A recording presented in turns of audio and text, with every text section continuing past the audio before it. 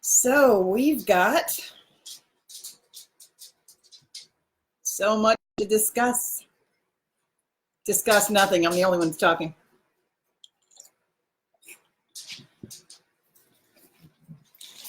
Oh, crud. Where will I start? Maybe this one.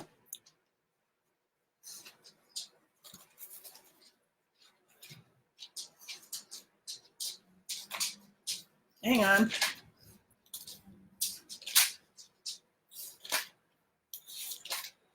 Stepping out of fear.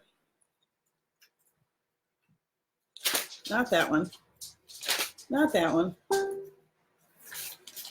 Gonna take me 1 second.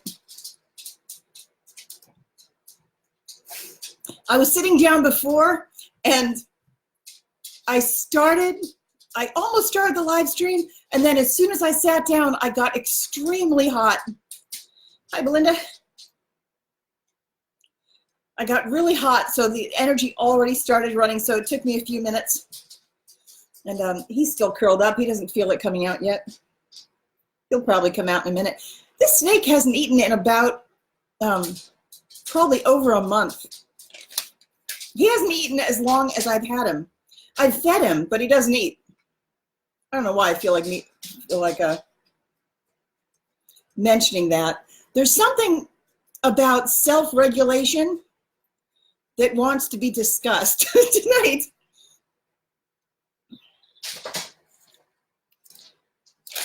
Oh. I'm trying to figure out what notepad to start on since there are so many. And this is such a time of imbalance.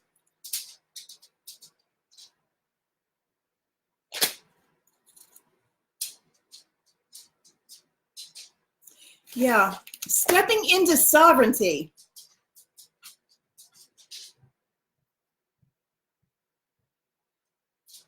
Okay, my nose has started running. I'm just waiting for it to come in. Hang on. I feel like I'm presenting you all with a cake.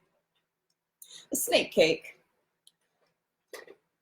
Oh, here's this. Okay, find a spot to lie down. There you go.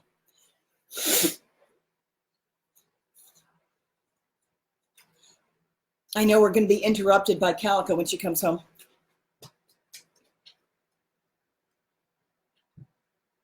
So when we step up into sovereignty,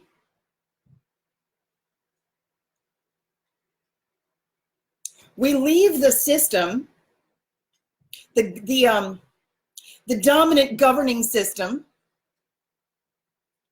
which is basically a crib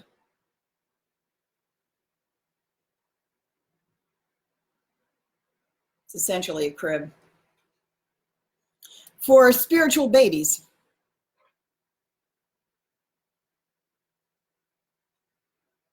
Those who want to, before we claim ourselves as sovereign beings, there is a mimicry, there's an artificial mimicry that happens in the third dimension where artificial structures have taken the power of the people because the people have handed their power, their individual power, over to these governing bodies, which don't necessarily have their interests, usually, we're in mind. That served a purpose for a time, but that time is now over, because as we step into spiritual maturity, we become spiritual adults, we become sovereign. And what sovereign means is not only taking responsibility for oneself, but it's also the governing of a kingdom. So the first thing we begin to control, that's the wrong word.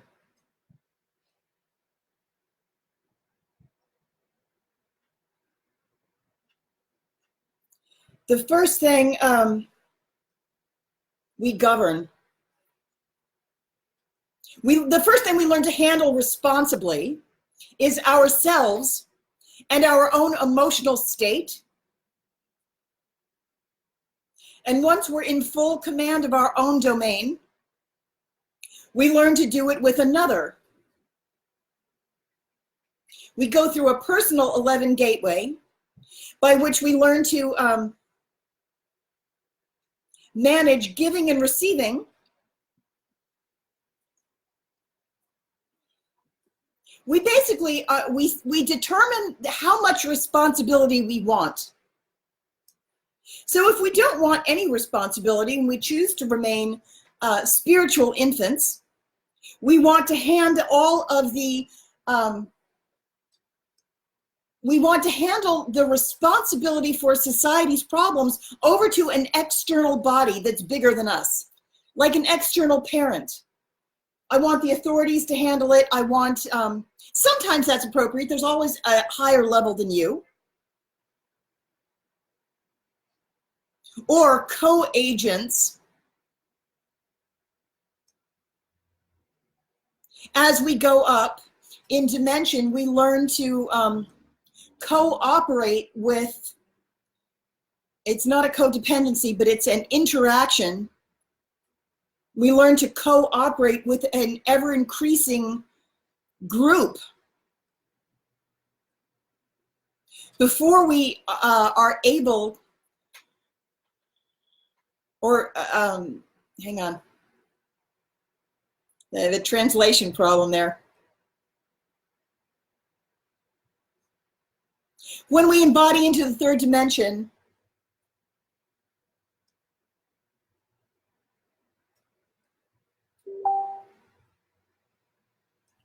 we go into individuation, and the geometry is such that there's an external parental force. Force is wrong. An external parental presence. It has been appropriate for that time. But when we step into sovereignty, we claim autonomy. We step into spiritual maturity, and we look for how much of that responsibility do we want to take? Do we want responsibility for? How much can we handle? You know that as your Kundalini rises, that creative, often mistaken for sexual energy, it's often it's very similar. It's basically the same energy. As it goes up your spine, vertebra by vertebra, you gain another level of awareness.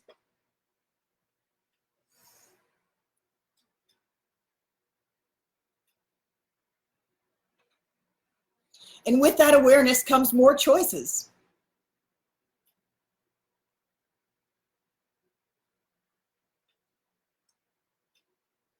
When the energy hits the base of your skull, I know I've said this before, the drop that's you, the individuation, becomes the ocean. You suddenly are one with everything. That gives you a much greater degree of power, unity, comprehension of how, you know, the connection, how everything is connected.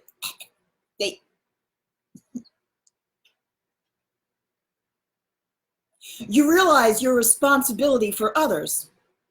And once you're awakened, you can't go back to sleep. Often we miss that.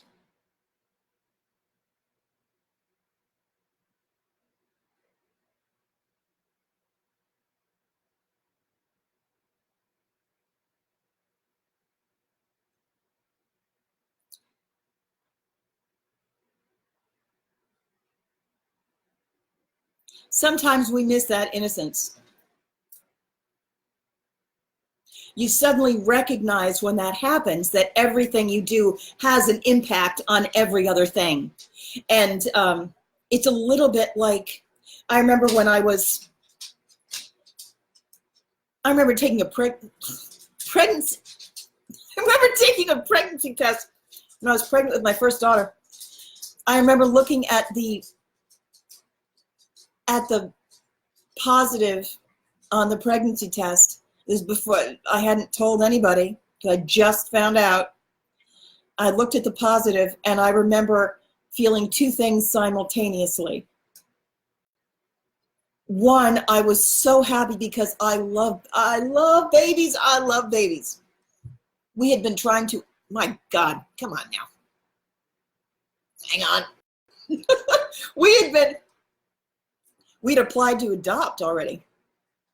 We were already expecting a baby, and I didn't expect to get pregnant. Adoption was our first choice, actually.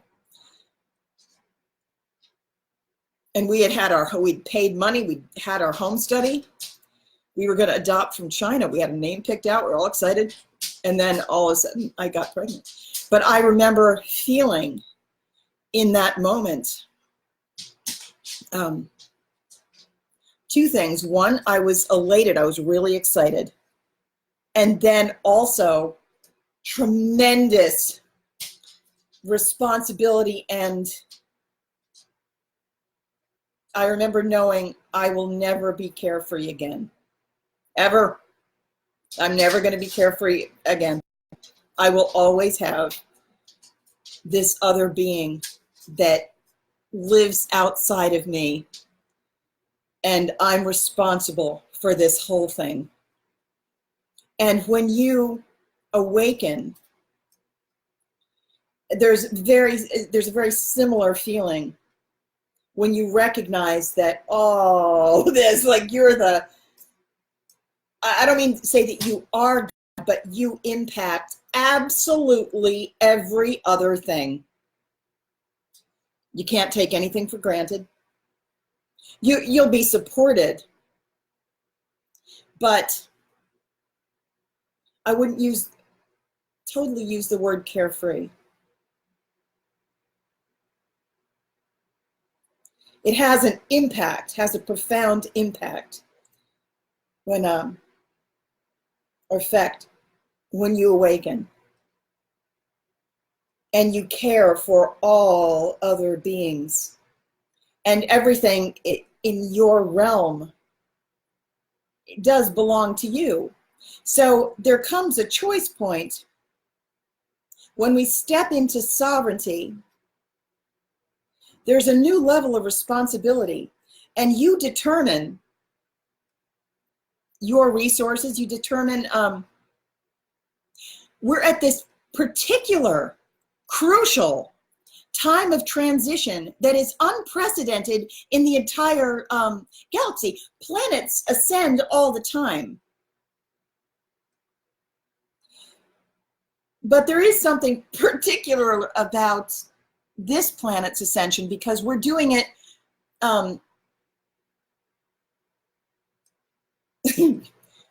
I wasn't going to talk about this. I think I'm not really going to go into it. There's a time crunch. Time doesn't particularly exist, but it does in terms of development. We're trying to get, there's an accelerated, there's a window in which we have to operate. And what we're trying to do is get as much of the population awaken up and spiritually developed before the window closes, because it does have, at some point we're going to reach the tipping point for the light and the dark. It's going to collapse, and the window we will have missed it. A lot of us are going to go over. I'm not trying to sound doomsday-ish about it, but and a lot of that needs to happen. But it's really all about how much responsibility for the eradication of fear and the nurture of others you want to claim.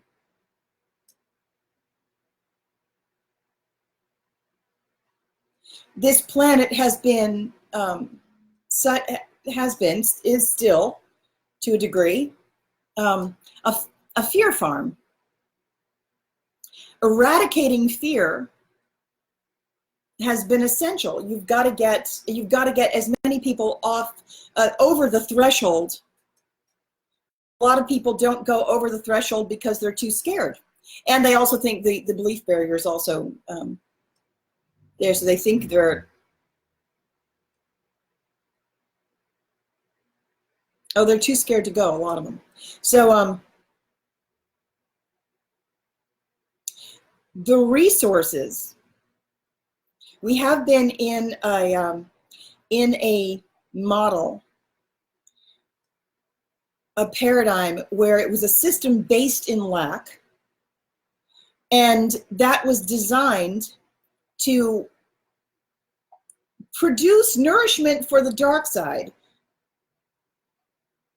who feed on fear. So we've been a farm for them, for the dark side. They want to milk us for, we're basically like cattle. They want to milk us for fear. The energy of fear is called loosh. And the dark side feeds on that. And it's no different from what we do when we want, a lot of humans do when they want something from a living being, like milk. Every day we do this to you and you produce milk and we feed our children. Or we drink it. We use your bodies, we use your whatever. They use us to get fear. So they have kept us in fear of our survival.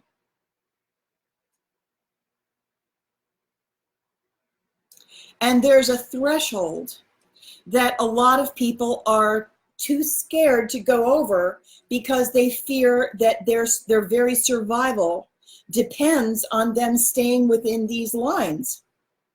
And you know this already. I'm sure if you listen to me, if you're listening to this, you already know this information to a degree. They have constructed a society that's designed to get us to self-imprison. It's actually pretty effective. They train us in school to self-imprison. This is what you think, and anybody who colors outside the lines, this is what we want you to know. And we're going to criticize you, and we want you to step into jobs to get money. They go down, they try to take you into a system of one, where money is the dominant method of exchange, so that you have no alternative but to stay within this thing. And then so if they control the monetary system, all they have to do is threaten to cut that off. And they can keep you in a prison that you're scared to get out of. You're afraid of for your survival. So this is being dismantled. But really, there are so many ways this discussion can go. I thought I knew which way I was going to talk about it, but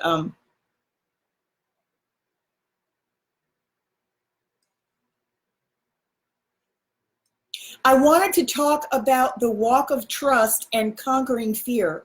Conquering might be the wrong word.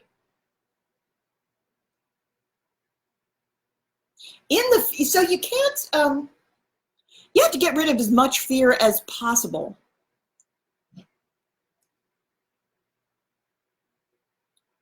Half of the fear on the planet will be felt, transmuted, transmuted into light. That's the process of alchemy, by which you make yourself a much stronger light being, so that and as strong as you are in light, that's the amount of darkness you are capable of meeting and successfully going through. If the darkness in you is stronger, if you have more fear, then it's going to overtake you.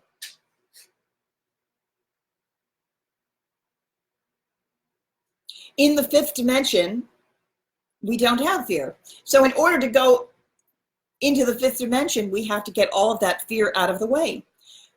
Half of the fear on the planet is going to be transmuted into light via the people who feel it, meet it, resolve it, Whatever doesn't kill you makes you stronger. They're going to get stronger because of it. They're going to radiate their own light because they met that fear.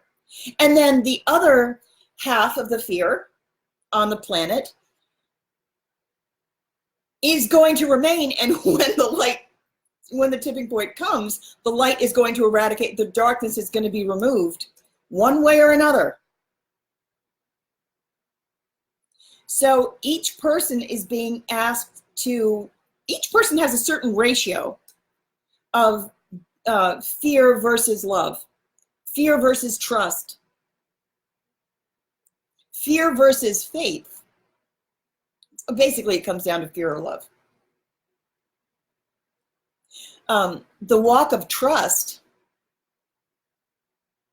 involves feeling fear, but stepping off into a void, or doing the thing that you're afraid to do, but you do it anyway. And very often, Spirit will test us. So it's a huge time on the planet right now for being tested spiritually. And often, these tests will repeat over and over and over until you can cross that threshold, or until you meet a circumstance and you respond to it differently than you ever did before. So if you had a trigger, mine has been eviction for a long time. I've lived homeless. I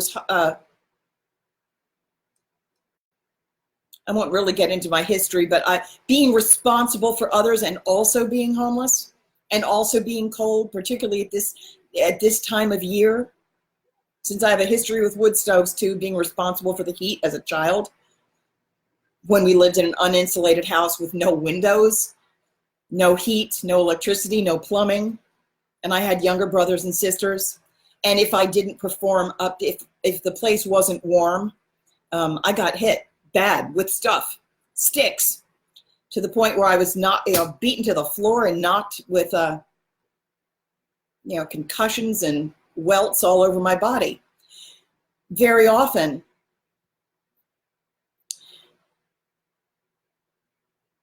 Spirit knows where our testy spots are. Fall, autumn, winter, for me, in a home that's not really secure, it gets cold out. I'm a single mother. I'm on welfare, but they haven't approved me. I'm not on welfare. I've applied.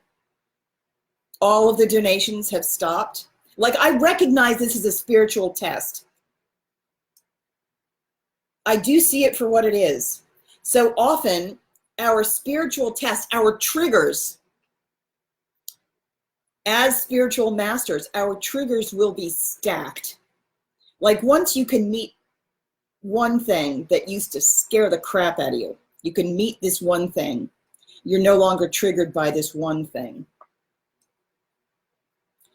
It'll be combined with another trigger, and then you're meeting two of your triggers. And did you just put on these glasses? That was pretty cool. He just ran his head through these glasses, and for a second he was wearing these glasses. That was funny. Sorry you missed it. You'll have these two triggers.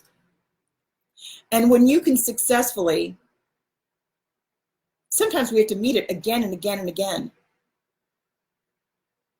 But when it becomes old hat, like you might not love it, you might not like it at all, but when it becomes old hat, like, yeah, I see this for what it is. I've done this before. And you no longer have a reaction. You don't have a flinch anymore. You'll get maybe another 2 or 3 triggers on top of that. So you're stacking them. Sometimes it can be tempting to look at a circumstance like this and feel like a total colossal fuck up. Like recently, I had somebody tell me that I just like drama, which is nothing is further from the truth. or I kept seeing these circumstances because I was a failure at meeting them. And I can tell you that that's pretty far from the truth too. I know that I did incarnate as a spiritual mega athlete to see if we can cut through on behalf of a group. If we can take a group, and I feel the energy of, I've got a populace. I carry a populace. It's a particular group of people. And I'm cutting through group triggers. It's not just my shit. It's a group that has a series, an enormous list of repetitive strikes against them. A population of oppressed people. And I, as a soul, I think I'm an idiot too when I come down here. It always seems like it's going to be easier than it is. When you come down here, like, what the fuck was I thinking? I was out of my mind when I thought this was a fine idea to try this again. They gave me a choice, and I said, yeah, let's go.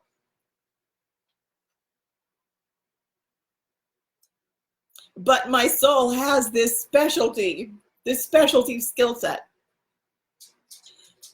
Getting, and like the child aspect of King David going up against a giant Goliath. There's a big oppressive bully, a big oppressive external force that has my people, who I love, trapped. God damn it, this happens a lot, man, on this planet. We've done this before. Don't even think about pooping on the floor. If you poop on the floor again, I swear, I will get up and clean it up is what I'll do. It gets to be this time of day, and I know he has to go out, but I've already started the live stream. Please go lay down. Somehow, every time I come down in the Ascension Ark, there's a repetitive pattern where I have this population of people. I've got this group, and they're always oppressed and trapped, and in one way or another, they're prevented by an external source. They're prevented from rising up on their own behalf. They're usually without resources. They're without something that they need to do the thing that they need to do to just plain survive. So it's an inequality that's not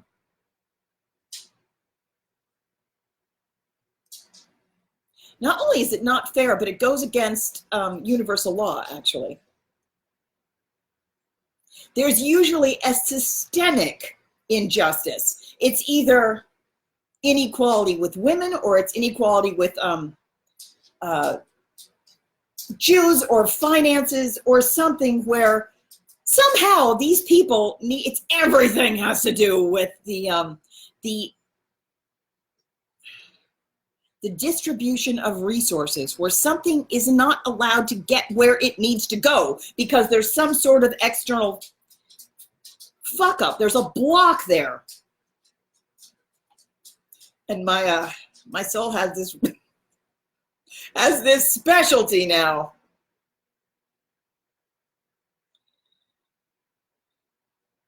What was it? Was that movie? I should almost not even use this since I don't know what I'm talking about, but I think, wasn't it Apollo 13? It was Gary Sinise or someone who put himself into basically the situation that these people were in so that he could help them figure a way out or a way to get back. That's basically what I've done every single time I come down in this thing. Because I'm like this expert. That doesn't make it easy. It means that I go through and I experience what the perspective of with these tools available to basically see where's what exactly is, there's always an algebra to everything. There's this very wide algebra of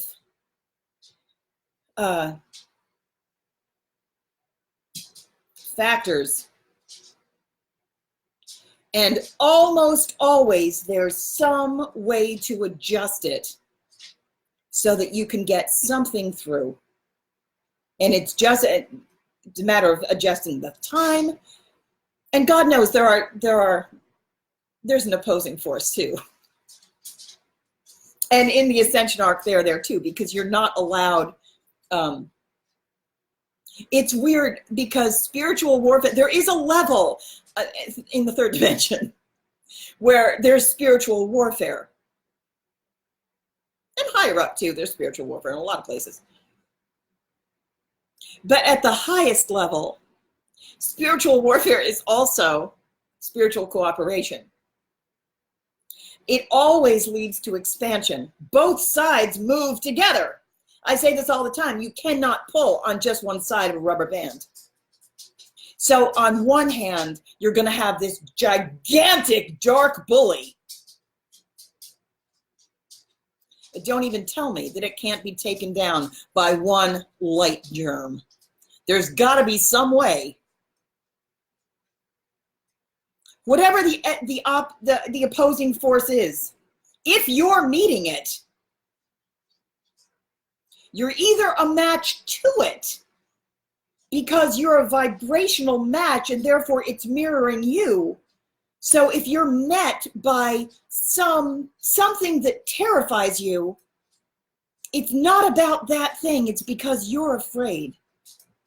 So that tells you something. That in and of itself will turn the thing around. It'll turn the fuck around, give the power back to you. What you have is fear. That is a reflection of you. So it's actually in your control, for real. Like, I'm not shitting you, it really is. Doesn't mean you can do it all in one fell swoop. Sometimes you might have to meet it again and again and again and again until you have the thing under your boot. But you're either a match to it because your light is equal to that dark presence, or you're a match for it because you're afraid. So all you have to do is conquer your own fear. So the thing is, and I'm not saying that's any small thing. I've known terror.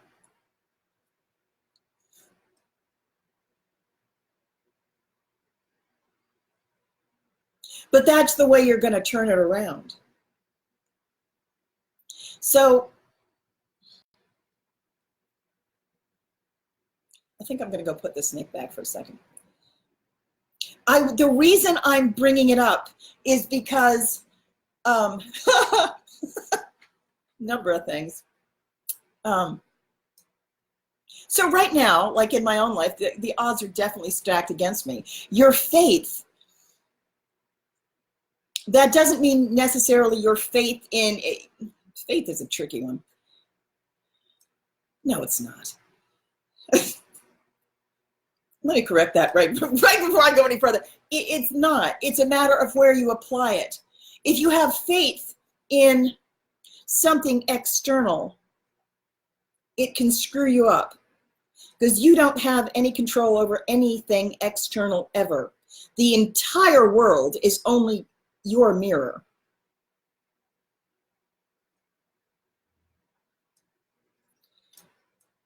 Like for real, you're seeing your reflection. It's a moving mirror no matter where you go.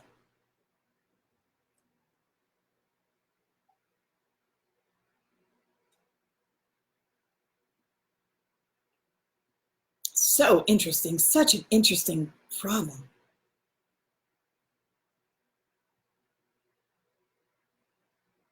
Play around with scale. Faith is, you're going to get a different result from faith depending on where you apply it, where you point it. If you have faith in God and you have a knowing, a comprehension of God as being absolutely everything, and you're a part of it. Not even a part of it. You have the experience of being the expanse. You don't have to have faith in yourself as a single drop. You can have faith in the expanse to support you as the ocean does. Would you let go of that, please? Excuse me. Hang on.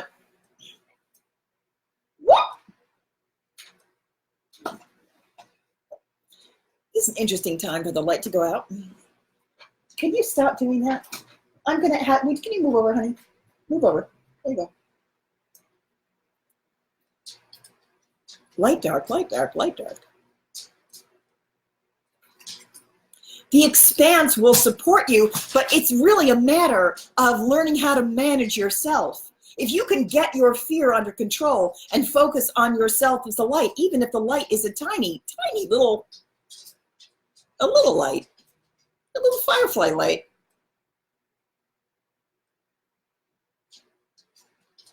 You can use yourself to navigate. But you're going to get a reflection of yourself wherever you are. You will get tested.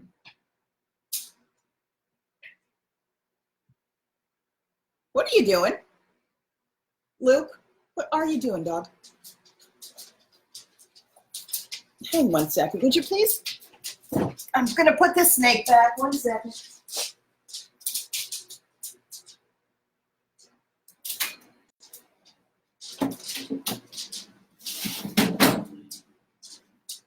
He did. He pooped on the floor. 1 second. I've got to clean this up.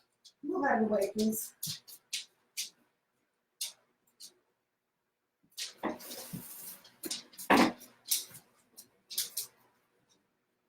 He's an old dog, and when he has to go, he really has to go.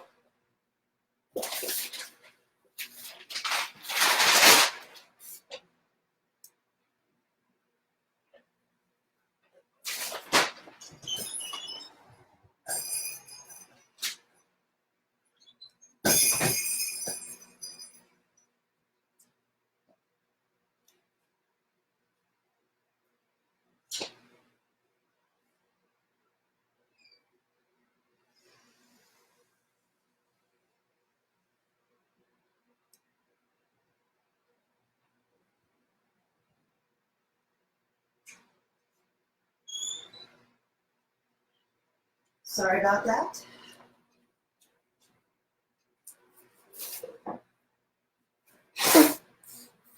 Oh, now you turned off the light. Sweetie, can you get up? Hey, Lucas. Luke. All right, whatever. Wait a minute. He unplugged the computer too. 1 second. Come here.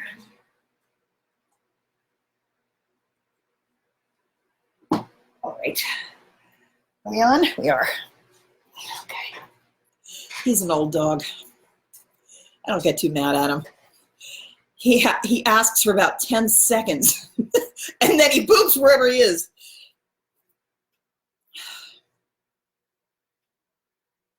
So the reason I wanted to talk about it is because it is such a time. A lot of us are being spiritually tested with a lot of triggers right now. It's happening to groups. It's happening as to us as individuals.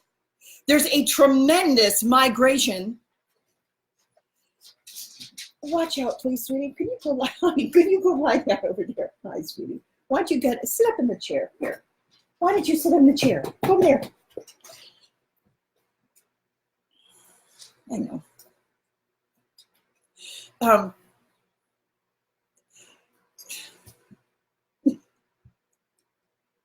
Go lay down.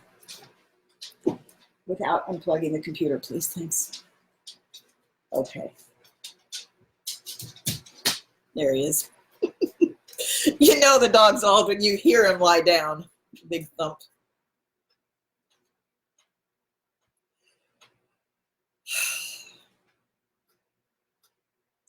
Tremendous time of testing. So already this live stream is nothing like what I planned. Per usual, I've got all of these things all planned out, but apparently this is the information that wants to come through. I didn't know I was going to talk about fear.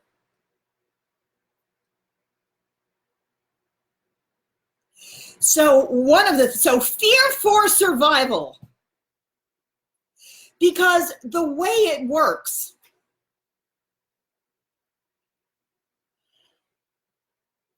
there is a battle going in the 3D paradigm. So on one hand,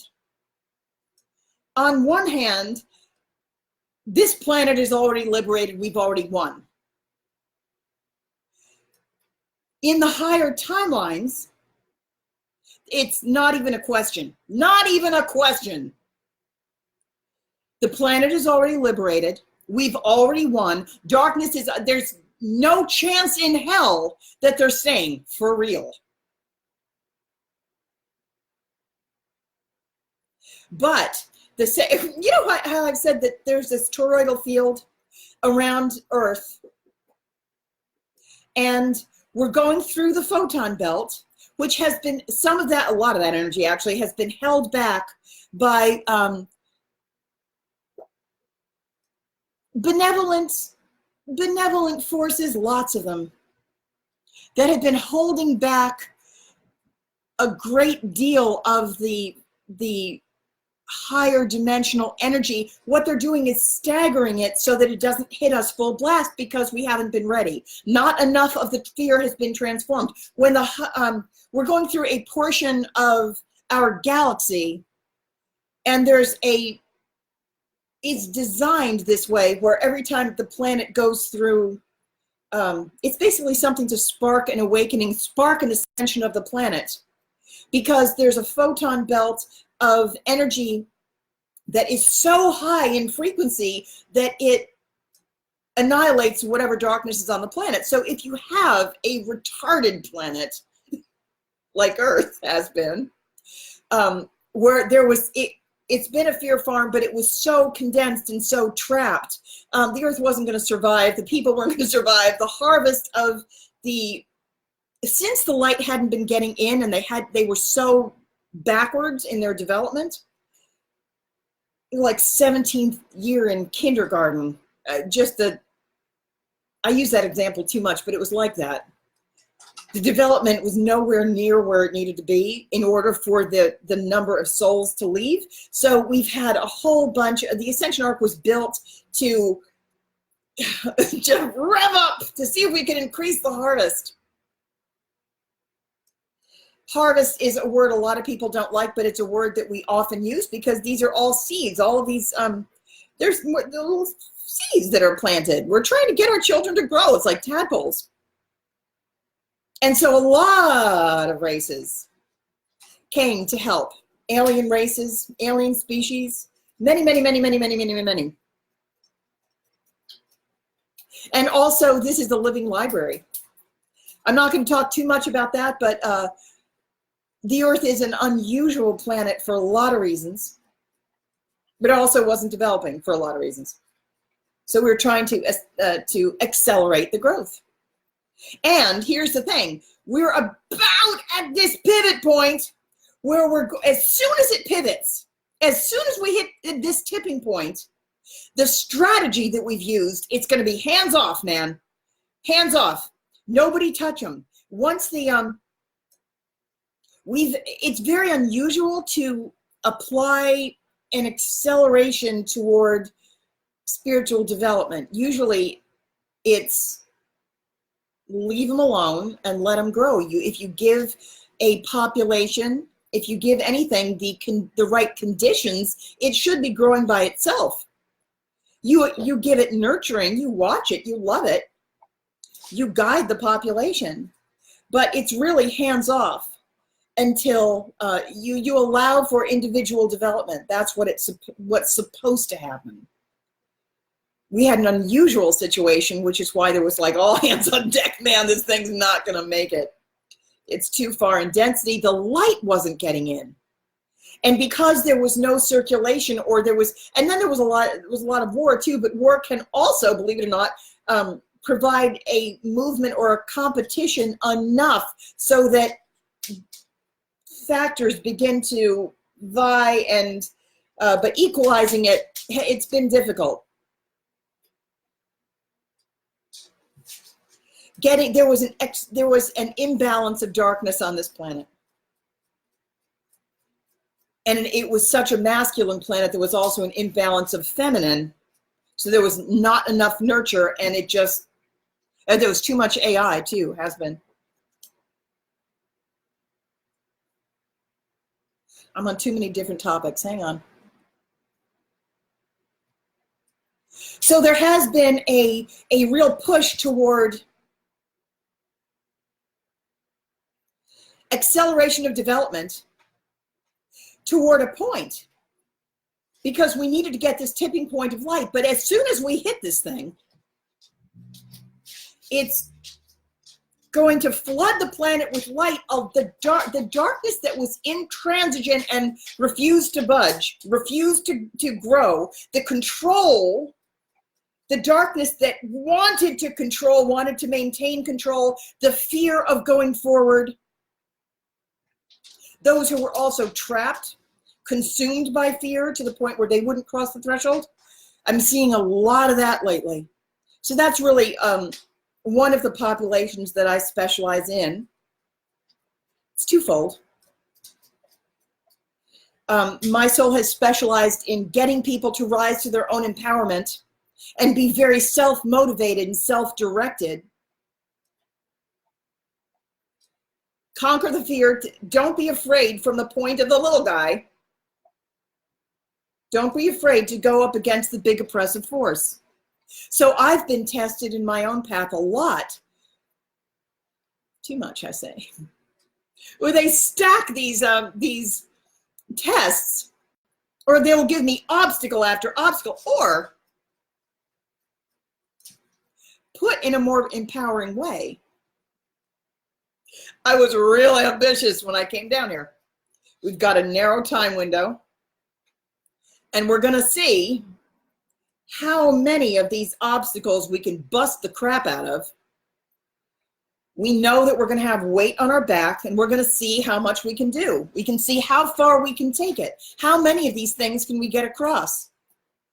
So it's a little bit like, like Harriet Tubman or Sojourner Truth. Go back into the slavery system and get another load out. It's like a water wheel. We go down, we go up. We go down, we go up. We go into a situation that's very uncomfortable, very stressful. We meet the fear.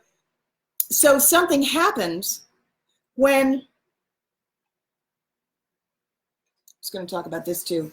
I want to talk about a lot of things. Where's my diagram? Energy runs in two directions.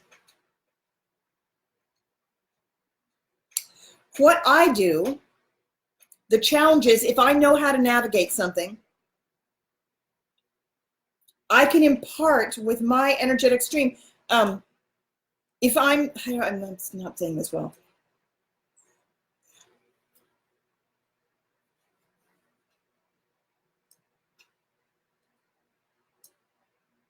It runs like electricity.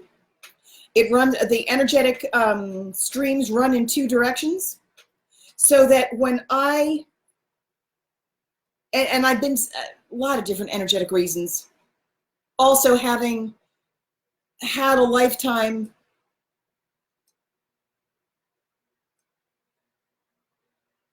so many different reasons. In the religious traditions where I've been a figurehead of religious, within religious communities, or the object of veneration one way or another, both having participated as the child aspect of King David, then to Queen Esther. It's moving from child to female child with a masculine component, very masculine, feminine energy, who was then sainted. The people who are in my populace, my group, which it's actually more than one group depending. I've got a lot of groups.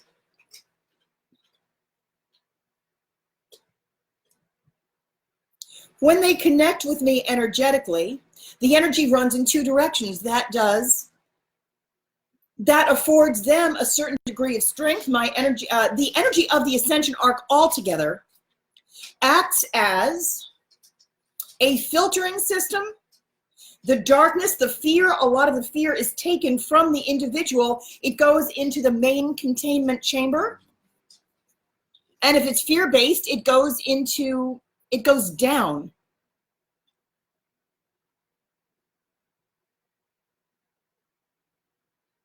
I'm gonna try to figure out a way to say this. I feel like I've got roughly 7 different compartments of 7 different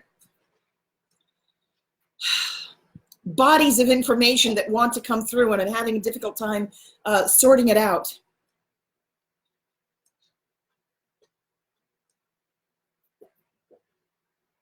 The Rainbow Warriors are in 2 categories. Two main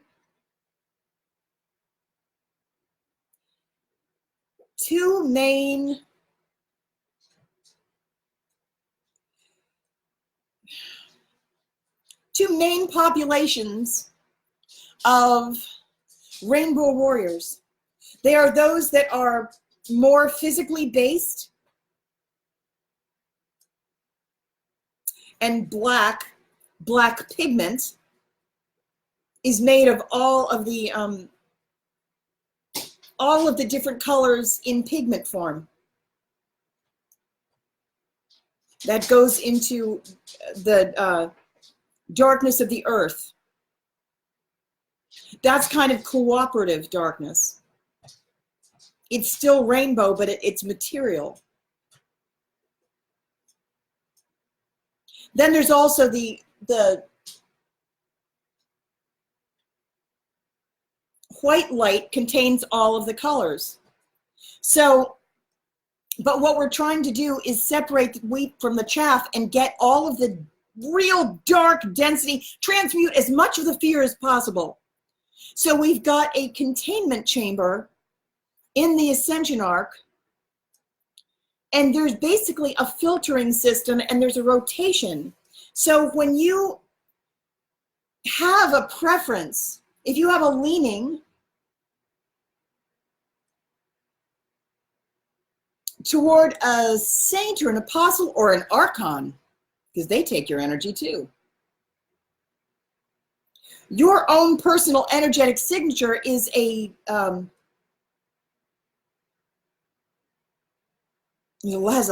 very multifaceted.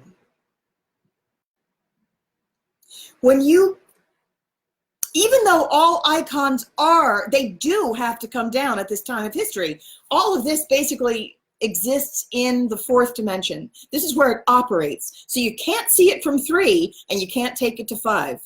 It's going to be dismantled on 4. But boy, is it still operational in 4.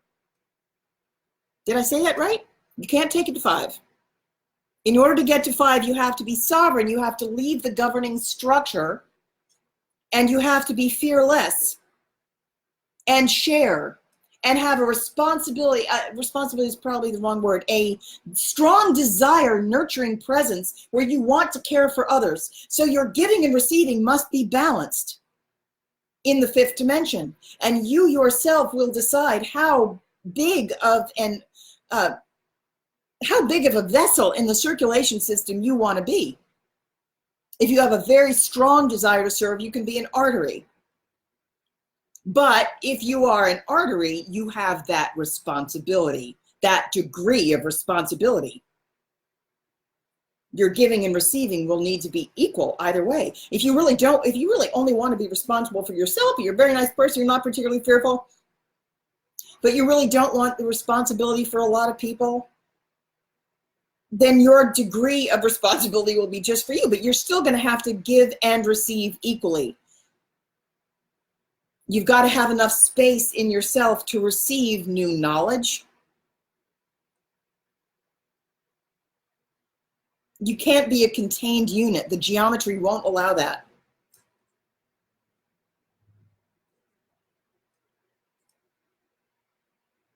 You decide how many people you want to serve. But really, the exchange rate it's totally different there. Everyone just gives all the time. It's self-leveling. There's no shortage ever. But there sure is shortage and fear on the third dimension in the old paradigm.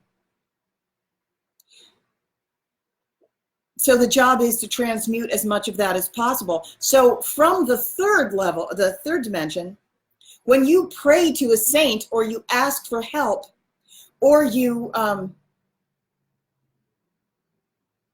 go into any kind of a situation or a paradigm where you're giving your power or you're asking for assistance. I want the government to do it. I really want the government to do it. Isn't there some organization that can take this responsibility off my hand? Why doesn't somebody do something about the homeless people? Not my job. If you say so. You have to meet, I already feel like I've really organized this live stream. It's a lot of material, and it's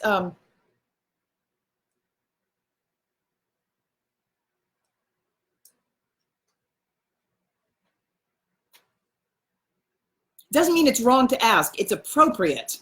There's always another level above you. Someone else, even when you're in the fifth dimension, it's appropriate to ask for help from somebody else who has a specialty skill. It's encouraged. Interconnectivity is different from codependence. In the fifth dimension, it is essential that we don't become sealed units, or so fearful of others we might be taken advantage of. I don't trust anybody. The realm of privatization, secrecy, distrust, ownership, possession, control, all of that happens in the 3D paradigm. That's why boundaries are so are at a premium, considered very important. You have to have clearly defined boundaries. Boundaries are very important in the third dimension. They are.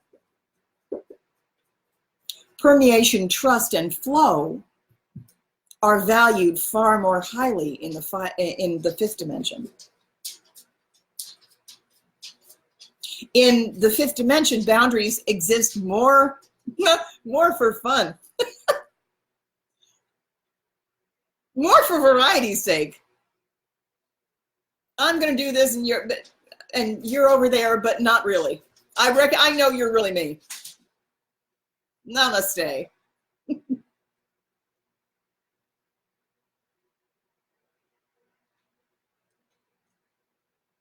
It's really just to like keep the colors separate so that we can have more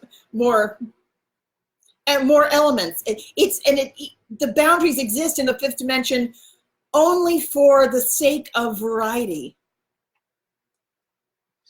and play. Different kinds of flowers. But even the boundaries are permeable boundaries. So, oh, did you know that we're going to be getting new colors? I can't wait. So I wanted to talk a little bit about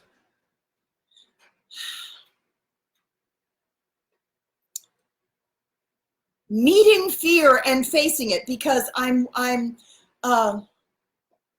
it's so interesting.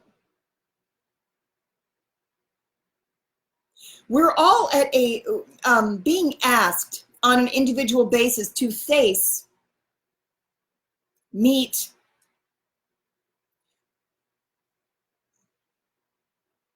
ourselves at whatever level is appropriate for our degree of growth.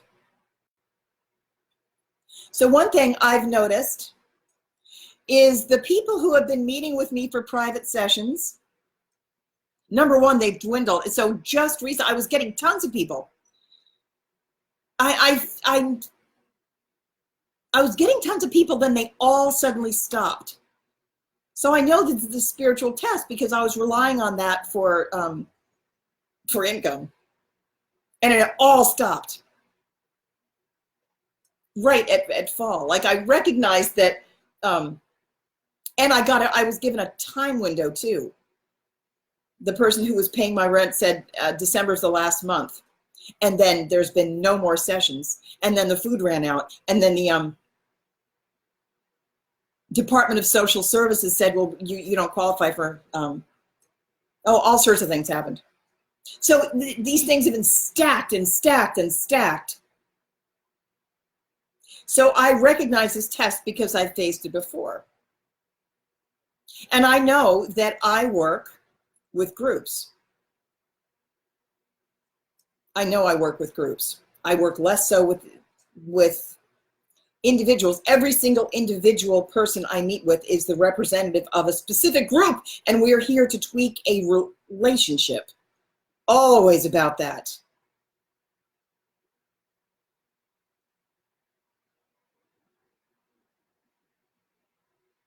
But it's so interesting that I still work with people.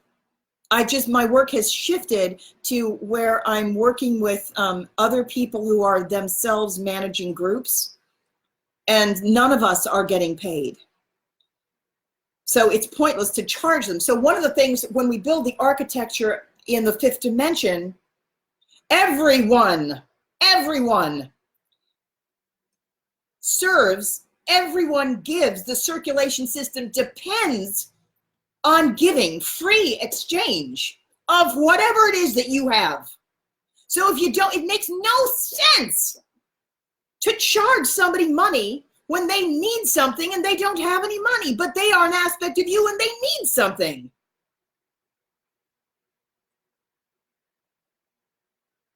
That's idiotic.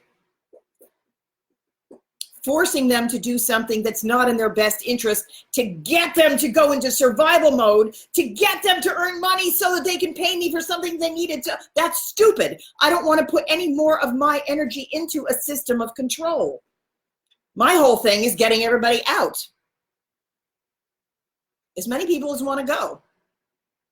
So in the fifth dimension, for a while, we're still going to have money, but the people who have money should be paying the money. The people who have, basically, there's no shortage because everyone gives or flows forward. They pour forth with what they actually already have. So if you have money, you're the people who pay, who use money. If you have knowledge, you give knowledge. If you have time, you donate your time. If you have expertise, you give your expertise. Whatever it is that you have is what the mountain goes in the valley. Like that's the thing. That's the way the whole system becomes self-leveling, is that whatever the hell you have, nobody is without gifts. If you're somebody who is so far in depletion, that in itself actually is a gift because it gives the other one someplace to go. Stagnation happens when all movement and circulation stops. That's how you get a planetary death.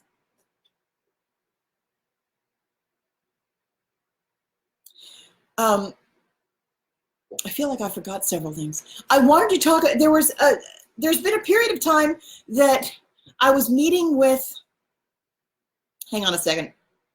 The reason my conversation is going, the topics are exchanging so much this time is because I don't know if you can tell, the energy is coming in faster. It's coming in from a slightly higher strata. That's why I'm moving so much. That's why I'm louder. The energy is much more intense there. We're trying to get more light on the planet. In order for that to happen, in order for the flow of light to come in, new knowledge to be made available to all people, disclosure to happen, the density, the darkness must be processed. So in order for that to happen, every person, every single person, every being, all of life is sentient. Every being needs to participate in the upliftment. So every last one of us is assisting the planet on one level or another to shed ourselves of darkness. And sometimes these tests go unrecognized. And one that has been cropping up a lot lately, not in me, but I'm seeing it in fractals. I'm seeing it in a lot of individuals. Then I'm going to go back to this diagram. There's a rotation of topics. Getting it into linear form is sometimes very challenging. There's an awful lot of information to deliver. And when this planet is finally all lit up, we ourselves as a collective can receive downloads. It's very exciting, but it's going to be a big holy shit moment for a lot of people who have been, it's going to be a big mass awakening. Mass realization, mass disclosure, mass revelation, revelation of the masses. When the planet suddenly all lights up. The 100th monkey tipping point. It is coming. The more you remain invested into the control system, into the density, you're taking your own energy with your own personal energetic signature that has you attached to it, and you're choosing moment to moment where to apply your own energetic investments. And sometimes mostly, these choice points are subtle, small, they accrue, they're daily. Your daily habits absolutely matter. So one of those big sticking places that I keep trying to get to, in the personal lives of a lot of people that I've spoken to, one of the big thresholds, the big lumps, the major blockage, often it'll be the initial blockage too. The initial blockage for a lot of people is being open with their family members. So many people that I've spoken to. I had a woman one time, we were mid-session. She paid $111 for the session. And about, maybe 20 minutes into it, door of her house opened, her husband walked in, and she went, I gotta go. She hung up. My husband's home. So that's fascinating. Where do you think she's got a lot of energy? If you can't be open, examine how much fear you carry and how much of this is actually in your control. And if you're married and your spouse doesn't know what you actually think, then you are in no way ready for full transparency. You're going to need to look at that. That is some fear that's absolutely in your control. To what degree are you staying in a marriage because you fear that your spouse will not provide for you financially if they knew what you really think? Are you afraid of their disapproval? Are you afraid, or do you know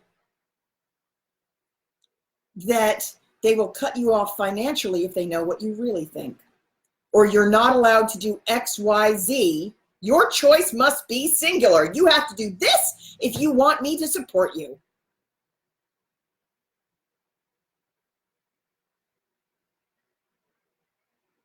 It's understandable.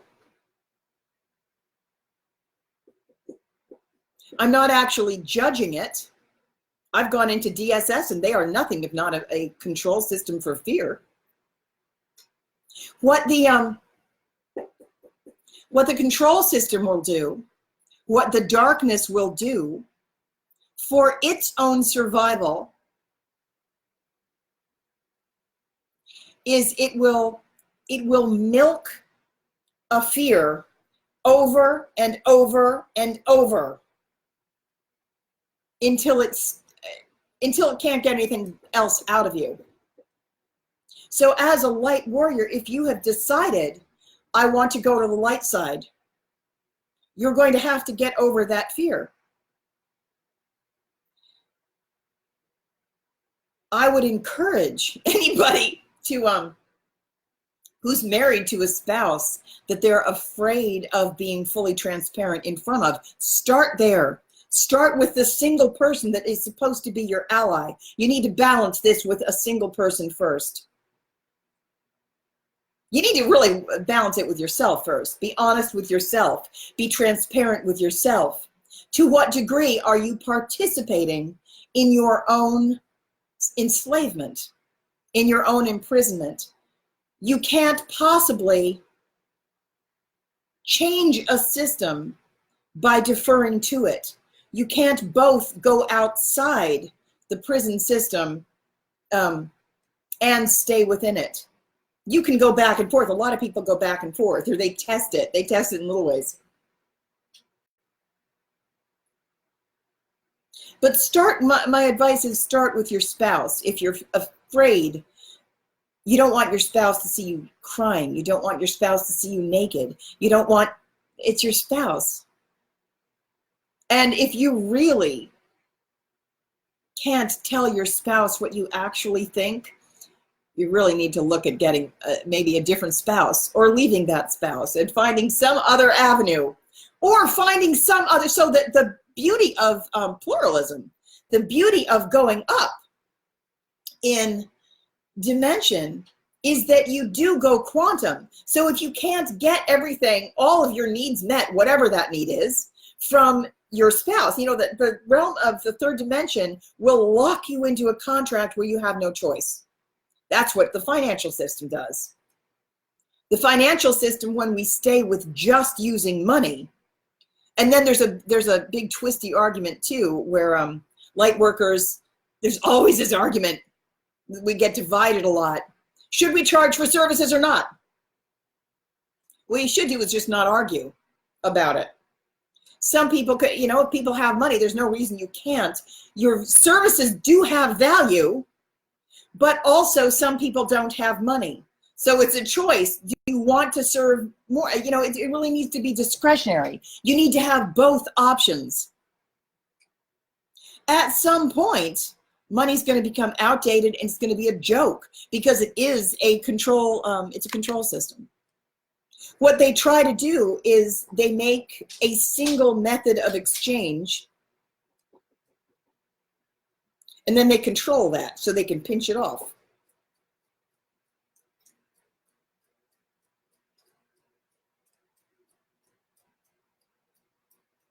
If you limit yourself to one anything, your choice is gone.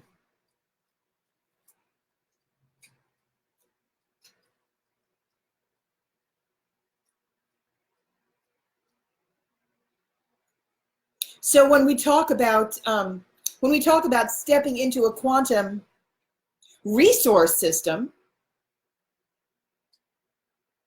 it relies on the walk of trust, because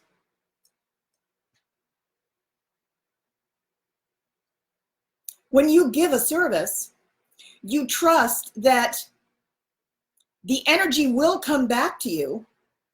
So if I offer you something in love, from somewhere, it might not come back from any of you. I haven't received a donation in a while. I've got $2 right now. I've got 1 scoop of dog food left. I would very much like some donations if anybody is open to sending me one. I do need another bag of dog food. I actually had it on the cart. I had it up at the register, and I actually had to put it back because my card bounced. But you trust, when this happens, you trust that from some source, your needs will be met. We're in this transition point right now. The reason so many of us who are working with 48 strands or 24 strands of our DNA lit up, the reason so many of us are actively putting all of our energy into the 5th dimension is because it's all hands needed on deck. We're doing all of the building up there. And the control system, the institutions of control are rapidly being dismantled, and they will fall. It's not going to take that long. The government's going to fall, pharmaceutical industry. Some of them are going to have a turnover or a revolution where they're going to get a revitalization, but a lot of them are just going to plain collapse. Basically, if they won't transform completely, they're going to be obsolete. No, obsolete's the wrong word. They're actually going to be destroyed is what they're going to be.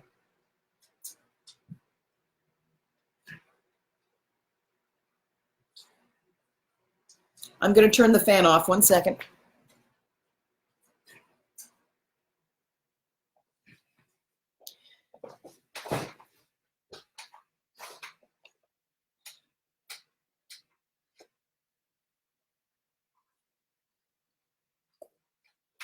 Let me see what else I've got.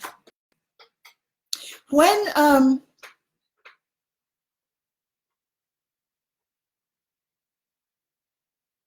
so regarding claiming sovereignty, if you're still trying to pass off responsibility for making a change to any external authority, your power is reduced to that of being a grain of rice in the 3rd dimension. You don't have any.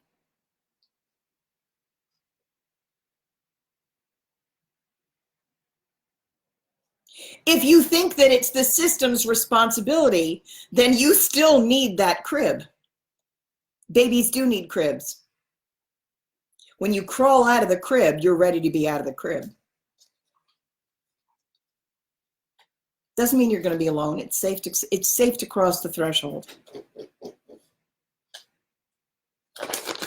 Let's see what we've got.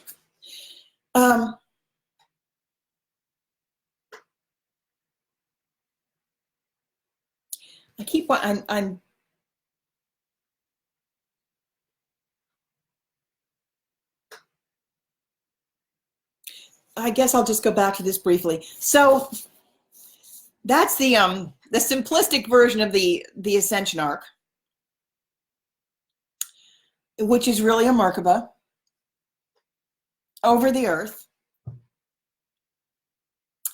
And when you ask for assistance, when you join up with it, when you link with it, which is almost impossible not to be. Like, for real, you can get out of it. You can go up to, if you can get up to the 3rd dimension, I'm sorry, the 5th dimension, more power to you, then you're ready to be there. This exists primarily in 4. However, it was built in 6 and moderated or run from 12. These are not hierarchical, kind of are. It's less about hierarchy than it is just about jobs and where certain things are located.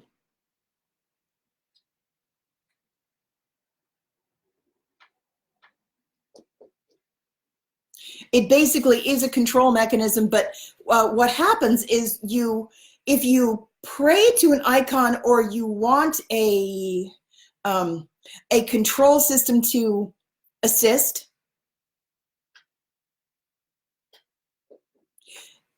your energy with your own individual energetic signature is a stream that attaches to a given location, and it goes by like attracts like. So you're going to go to whoever you're attracted to. If you want the government to take it, then you believe in that. It's basically about your belief system.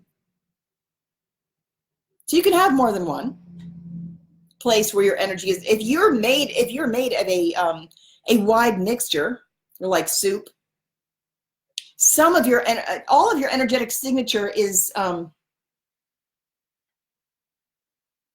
it's your energy, but you're going to primarily go into one holding tank. It's kind of like that.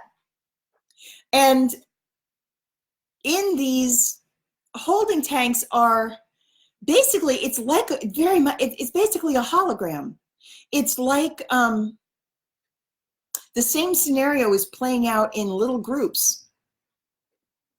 Remember, people are grouped by task, and soul groups incarnate together. So the light swirls around until you primarily go into one of these areas. An area, you go into an area that's going to match you.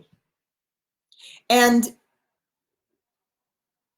in all of the, so it's basically, I don't know how we got into mechanics. I wasn't going to talk about it. I was going to talk about it at a different time, but there's a sorting process. But because what we're trying to do is filter out all of the darkness, filter out all of the fear. Some of it will be felt and transformed and transmuted into light, and some of it will refuse, and it will get darker and darker and darker. That which gets darker is going to sink. And then as soon as it sinks, it's going to go into a darker pen where it matches. Each one of these things has a little bit of a range. But the darkest is going to go down, and the lightest is going to rise. Whatever's been transmuted is going to rise because it gets lighter.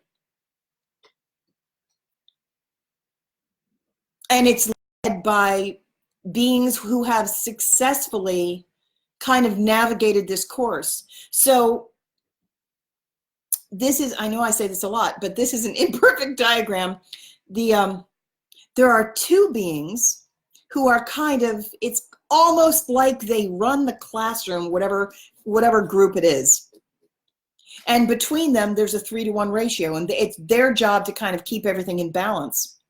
So in the Ascension Ark, too, half is dark and half goes up and half goes down. Half is light and half is dark. Half is masculine, half is feminine. The ultimate goal is to balance all of these things, balance all of the colors, balance all of the giving and receiving, and preserve free choice so that it's somebody's choice, if every soul's choice, whether they want to go up or down, whether they want to transmute their fear, if they're going to face their fear and rise, getting stronger and lighter in the process, flowing more, giving more, becoming more generous, they're going to rise and go into service of others. If you go into fear and you contract and you get more and more stingy and you get more and more personal, this is mine, I own this, my boundary is here, stay away from me. If you feed your anger, if you feed your fear, you fortify your boundaries, you're going to go down. And that's not necessarily bad. That means you're not ready. That means you're not ready. And God is all loving. So it's not like you won't be loved back into the kingdom when you are ready. And you don't have to make an enemy of anybody. If you do, I would encourage you to transmute that into seeing it as a challenge. Can you love that thing that you don't like? You don't have to like anything. And you don't have to, remember when I was talking about encouraging people to build a larger table at Thanksgiving? I don't mean necessarily literally, but like find out about yourself. Who is it that you wouldn't have? Where do you draw that line? That tells you something about yourself. That doesn't mean you need to necessarily make yourself uncomfortable by inviting somebody that you don't like. But it's a important thing to know about yourself, to stretch your comfort zones, because you're not going to get any growth if you only perpetually stay within your comfort zone all the time and you use it as an excuse not to grow. That person makes me uncomfortable, therefore they're not invited. If you feed hyper-aggressive fault finding, you're not doing yourself any favors at all. So the issue of sovereignty, so one of these, in every group, one by one, someone's going to rise and go up. There's a circulatory system that happens in this whole thing. And it's funny, I really do run into problems describing this and trying, because it's way more complicated than this. Every time, like if I'm like, what direction does this go? And if I'm trying to show you the circulation pattern, like it doesn't exactly go like this. It goes up and down, and also, but there's way more morphing, fluctuations constantly. Everything in here is circulated, and there's the experience. There's also a built-in experience of heightened empathy, so that the beings who are in charge, kind of in charge of each area, interact with one another. And I started to say this before. You know when you touch an electric fence, or you touch an electric something, an open wire, the energy's running in two directions. It can go, let me phrase that differently. There's something about the Essenes. The Essenes believed that they had to be so pure. It was their aim to become such pure vessels themselves. Purity was really taken seriously. The idea of being immaculate, immaculately clean, with all of your habits, with all of your mental habits, with your meditation. You were meant to be immaculate in all things. And there was there was the teaching that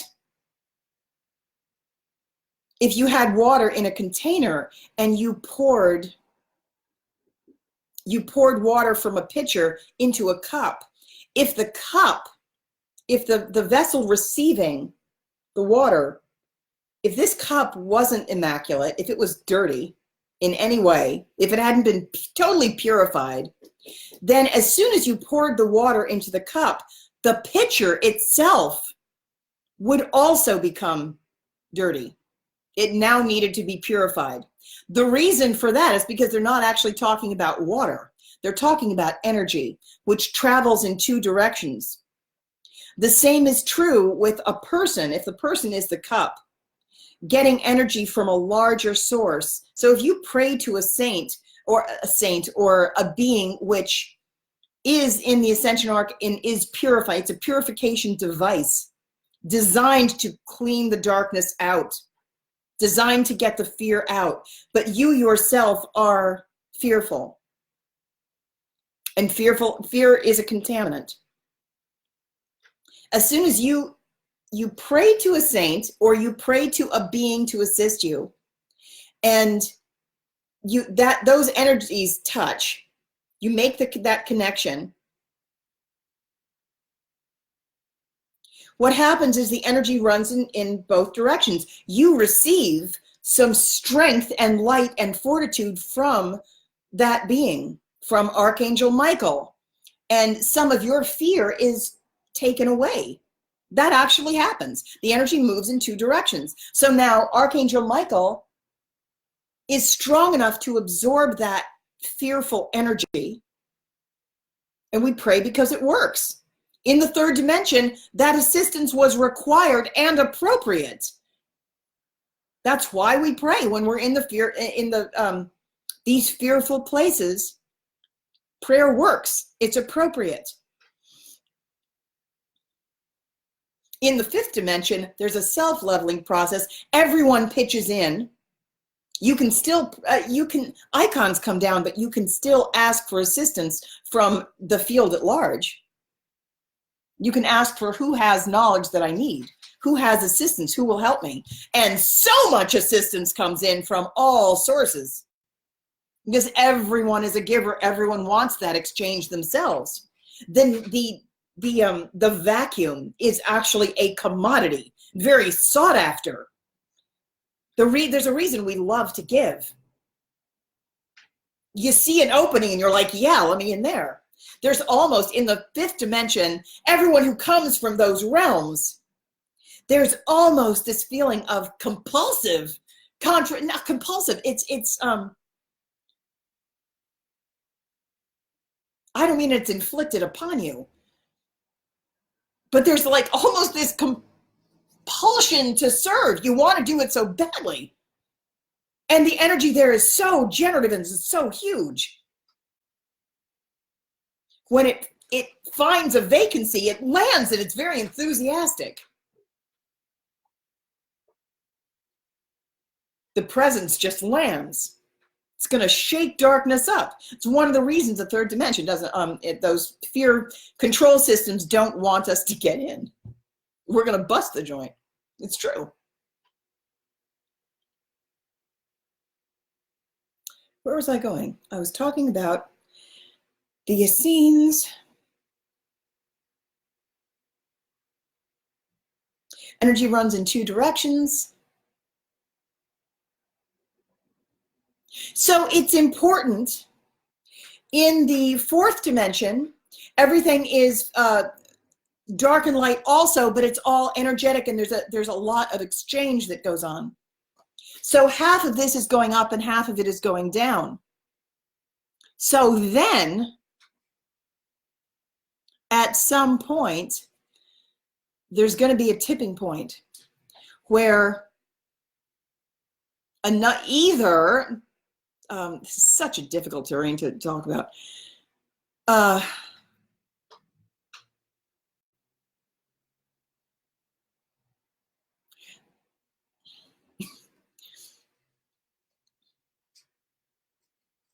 there's actually been we're trying to get as much of the fear transmuted as possible so that when the light fully hits, it does, when the revelation comes in, it doesn't cause more damage than the healing it brings. We're trying to really stagger the approach, transmute as much as possible from the inside out so that we get the strengthening of the populace. But the photon belt itself is doing a lot of the work. The photon belt in the galaxy, our entire solar system is going through this area of the galaxy, which is so high vibrational that when our little planet with all the people on it who were still backwards and trapped in fear and unable to get out because of all the control system, when we hit this photon belt, if we were not buffered, the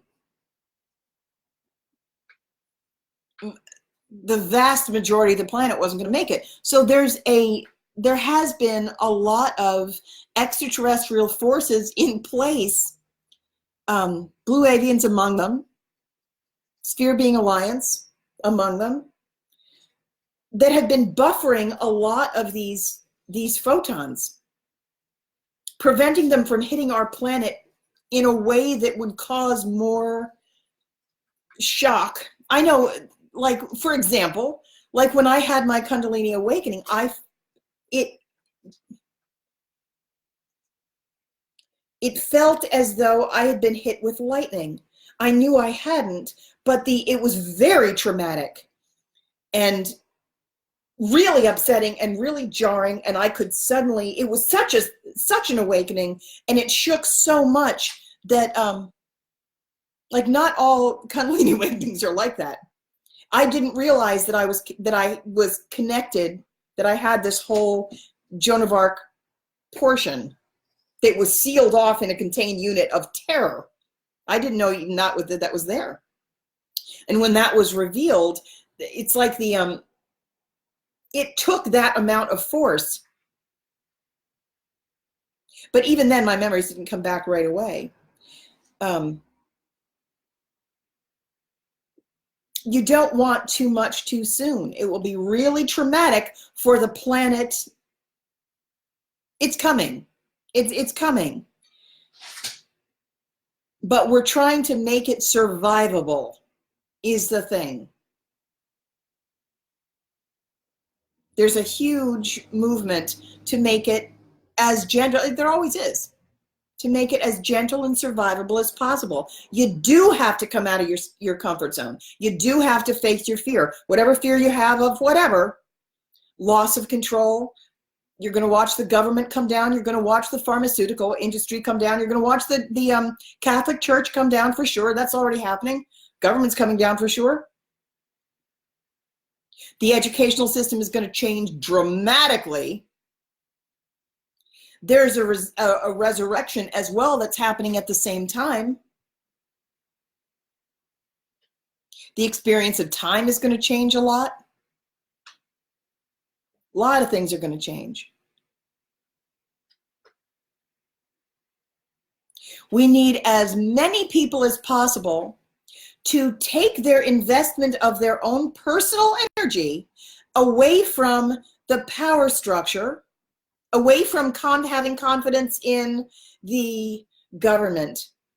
Don't give your confidence, don't put your faith in the government that the government will take care of you. Don't put your faith in the educational system that they will tell you what you need to know. Do your own research. Have your own interest. Study what you think is important.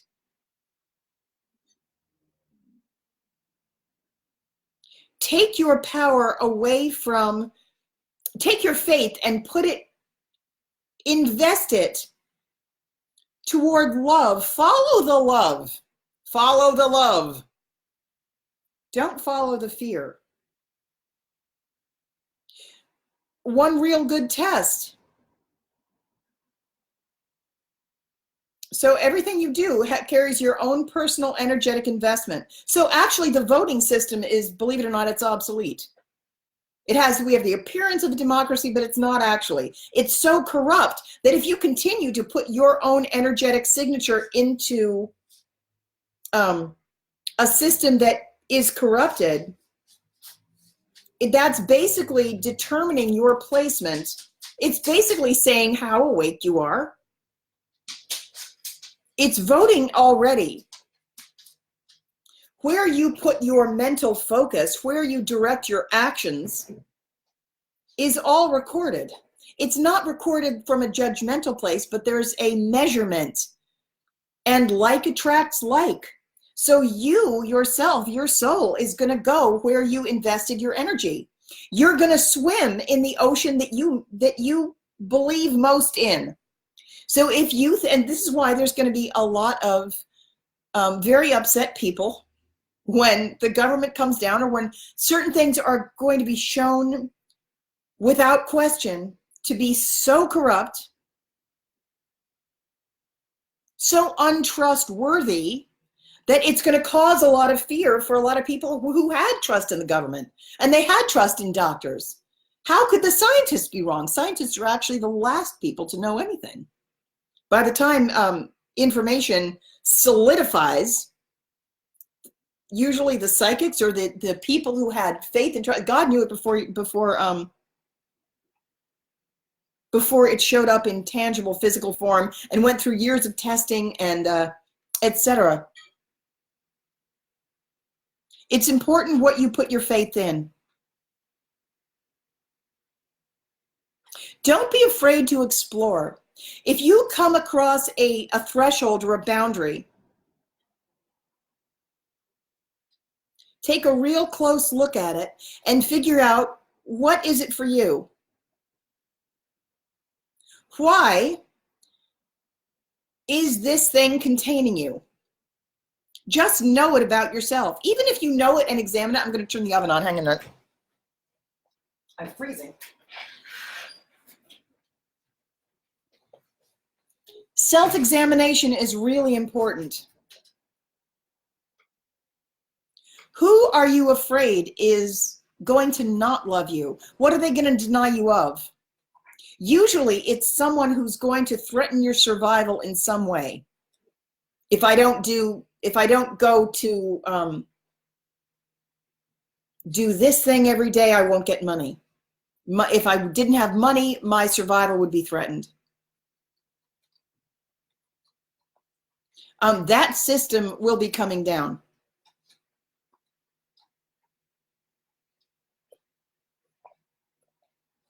If I go against members of my family, if they all believe one thing, and I stand up and I say, well, I believe this other thing. Feel around to see how much,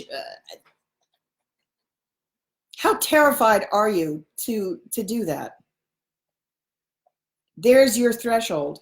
You're going to have to look at that. And what are you afraid they're going to withhold? Freedom is freedom. Love is freedom. Unconditional love means you can be at a, you're going to continue to care for, and you're not going to annihilate anything, destroy anything. In the Council of Balance, there's really no judgment at all. You acknowledge that the other, the difference, has a right to exist. And you're not going to make, you're never going to try to conquer anything. You're going to try to coexist with as much as possible. Make sure that thing has its own realm as well. That's equal to yours. That's universal law.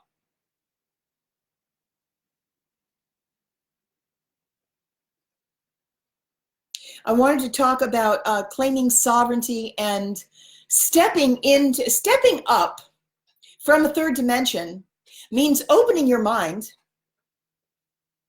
And what you're going to see is a multiplicity. You're stepping from a realm where everything is singular. It's a dualistic, me or you, competitive, black or white system. There's right and there's wrong. That's a belief system that is still operational in the third dimension. But as you go up and your crown chakra opens, you step into sovereignty and you now have choices. You begin to make choices for yourself. So stepping into the quantum realm, you're going to decide how far, how large of a kingdom you're going to have. But if you are the king or the queen of your realm, if you step into that, you now have responsibilities. It's not just about being self-indulgent. I get a crown and now I can do whatever the hell I want. No, now you're responsible for something.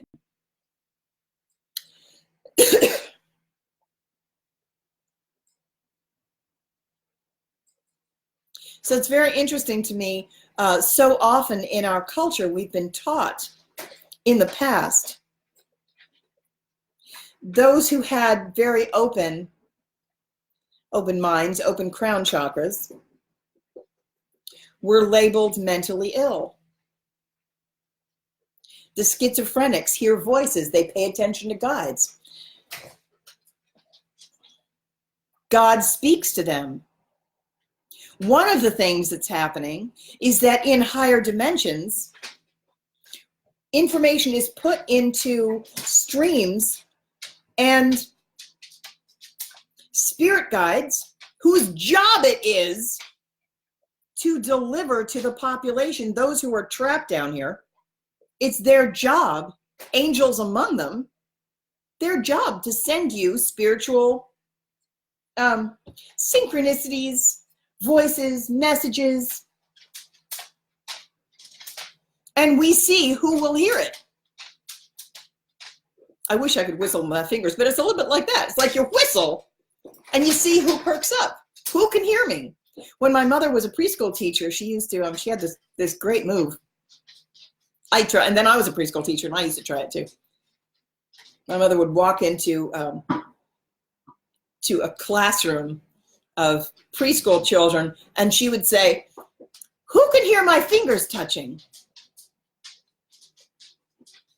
And then they'd all stop. And basically we do something similar. When we do things and say, "Who can hear me? Who can hear me?" Whose mind is open enough so that you can hear the voice of God? Don't shut that down. What you want to do is perk up. You should be listening. It's very interesting. So many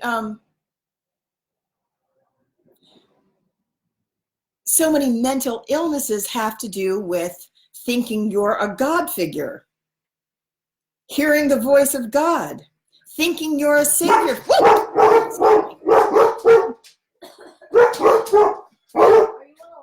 Yes.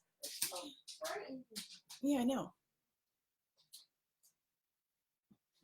Thinking you're a savior figure.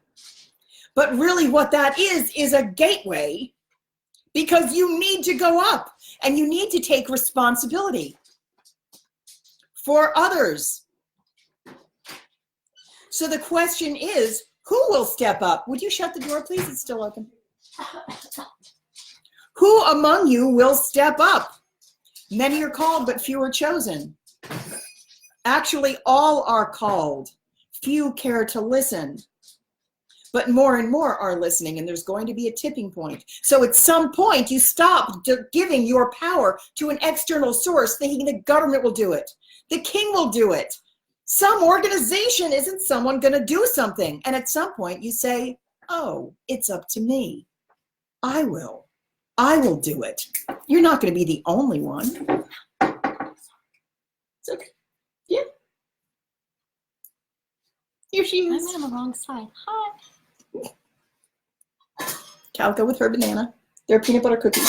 I'm going in the bedroom. Okay. Really quick before you get back. Very Don't quickly. forget about that paperwork. It's Okay. cheer. Okay. First day of cheer trials. Okay. Today. I'll see you in a minute. Who will step up? Who will take responsibility? And when you do that, you climb out of the crib and you say, "I will." And then you determine the size of your kingdom. I will take responsibility for this person. I will carry this number of people. Gradually, when you step up through the 11 gateway, first you take responsibility for yourself. You learn to control your own emotional state. You learn to stabilize yourself. Then you learn to do it going through the 11 gateway with one other person. That's the whole twin flame journey. They have a mission for service. You learn to balance it with one other. That's a divine partnership. And then you begin to add people. And pretty soon you've got a fractal going on. It's a group of people who share a similar dynamic. Okay. A similar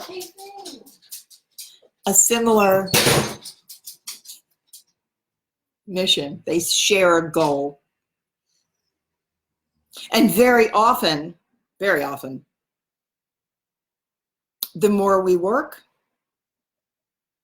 we're in a number of different groups. I'm in tons of these things.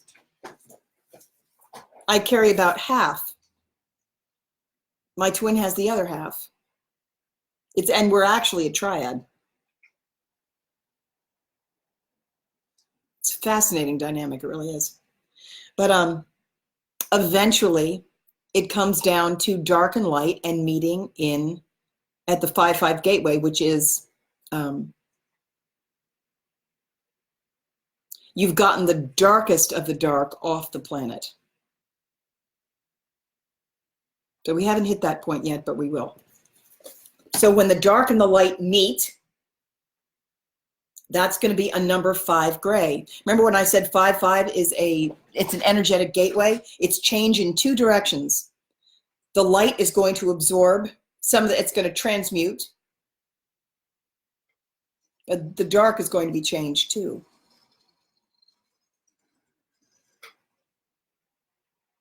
It's really a change. It's going to be a change in triplicate.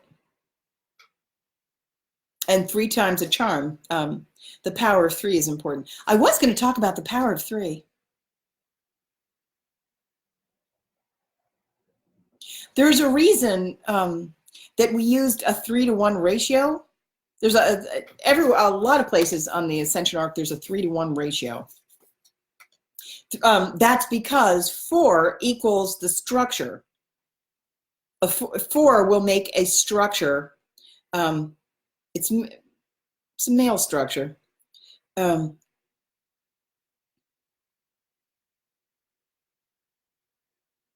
3 allows for movement, and the 1 is where provides the direction of the movement. The 1 is the leader.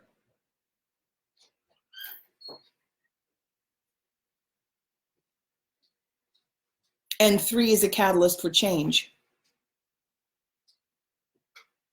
A misuse of power is where the 3 will say, well, we voted, so we win. We have more power, so we're going to do it our way instead of your way. And the 1 is cast aside. That's a misuse of power. A better use of power would be for the 3 to say, we recognize that we have a majority. Therefore, it is our job to find a way to use our power to care for the one that has less power. That will bring you back into a benevolent, balanced 4, a structure that's based in love and based in service. That's really what you want. So did I say that before that one of these is darker and one of them is lighter? And gradually there's a circulation. So gradually one will rise and one will sink. And over time, everything kind of sorts itself out. And in the middle is this big holding pen where it's like soup. It's a lot like soup. And you get a very mixed experience in here. Let's see what else I have.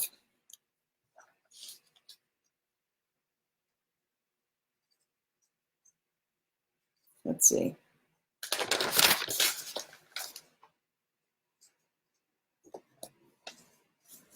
In the 5th dimension, there's an emphasis on sharing. We're no longer going to have things like patents and copyrights, but you're going to, people are still going to, there's a lot of respect, and there's acknowledgement of the energetic signature of others. So if one person actually does have like an individual style of artwork, or they write a song, there's also honesty and no stealing. So you're going to respect that this thing came from that person. You're not going to need a legal control system, because you will have actual respect and acknowledgement of that somebody else did that. You're not going to have, it's not going to be based in distrust. It's going to be based in appreciation and yeah.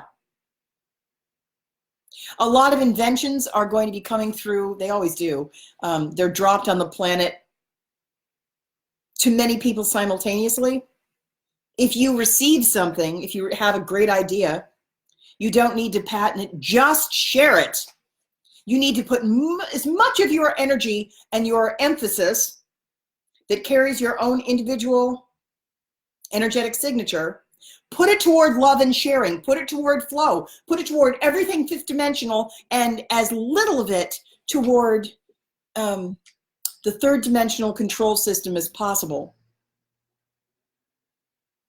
Sometimes certain beings, like I know I do this. One of the reasons that I've been pulled back into like the welfare system and I had to go into a number of different systems, and my energy is so disruptive or such a mismatch to the control systems that it actually breaks the system. My energy does not go into what's the word I'm looking for? What the hell's the word I'm looking for? It's so misaligned that it won't work. Like the things in the third dimension, the control systems, my energy gets in there and it does something and it winds up breaking the system. I'm not the only one. There are lots of us like this. We feel incredibly uncomfortable. It's like autistic people in like the standard educational system. There's a reason. So here's the thing. The dark side and the light side will always be fed equally. If you think the dark side is getting fed, but the light side is getting nothing, that's never true. I guarantee you the light side got something if the dark side got something. So one way out of a mindset that whenever you feel like this is impossible to fix or it's too dark, I guarantee you the light side got something out of it. If it seems like the dark side wins, like what? Like Trump's election. Like looking at, like, how the fuck could you have this person in office? He's ruining everything. He's the most destructive force. Everything has gotten so dark. There's so much hatred. Yada, yada, yada. He was certainly good for comedy. But he's a destructive force is what he is. He's not controlled by the cabal. He's not controlled at all. Is he benevolent? He definitely ruined the peace. He destroyed the illusion that our country was going well.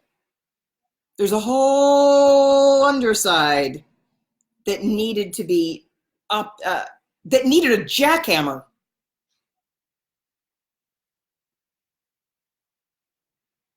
Every force evolves a form.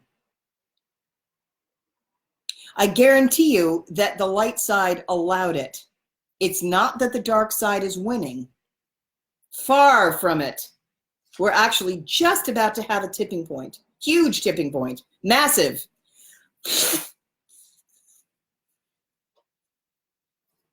This live stream is nothing like the one I planned. Nothing. Ain't that always the way, right?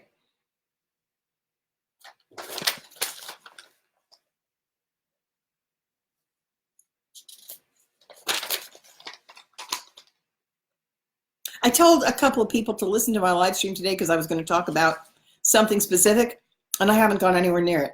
How are we doing on time? We're already at 2 hours. Damn. I'm pretty sure I said this in another live stream. In higher dimensions, service, when you give, it amplifies dramatically. In the lower dimensions, when you give something, you have less because it's based in lack and a quantifiable amount. That does not work that way in the higher dimensions. When you give in the higher dimensions, you expand because you have no fear, and the more you give, the more you receive as well, even money. More, love amplifies the field. Let's see, what else we got? I'm not going to talk about that today.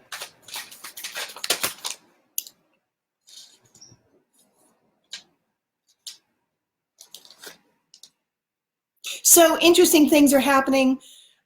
If you're going up, if you're coming from the third dimension and you're going up, Then you need to take more personal responsibility for autonomy, much more leadership, much more sovereignty. Orbs, orbs, orbs. Rather than delegating it to an external authority. But I'm also aware that, like, I'm kind of doing the opposite thing. Because I've been in the Ascension Ark and I've been a saint and I've been carrying this massive amount of other people's energy. And what I'm trying to do is actually do the opposite thing, which is find my way down into, I'm trying to build the fifth dimension, yes, but I'm trying to merge with form or get down to the ground level where I've been prevented because I'm in this triad with Josh and Carmen. Their energies do something different. I have been prevented from being anchored. There's an avenue that my energy has to go through, and until that, it's somebody else's jurisdiction is the problem. So I was going to talk about the ladder, the whole ladder idea. In the fifth dimension, those of us who are coming down,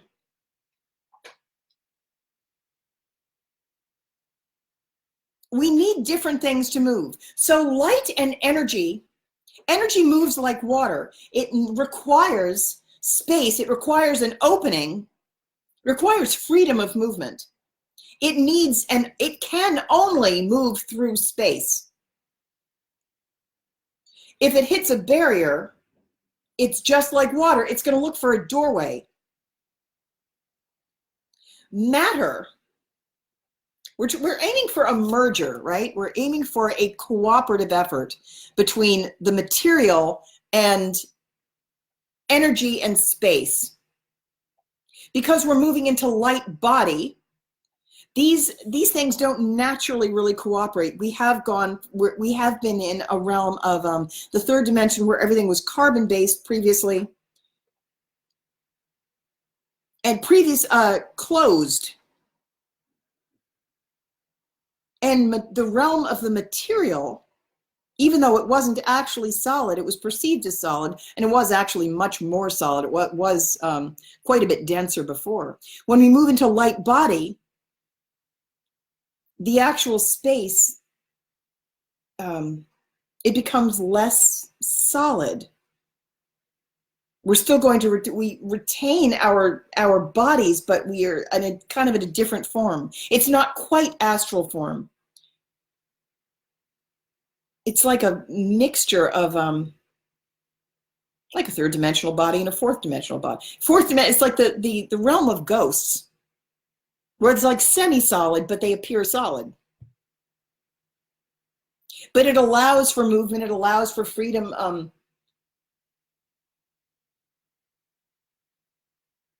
Anyway, getting these things to mix, it is possible. It's just a matter of doing it. Hang on.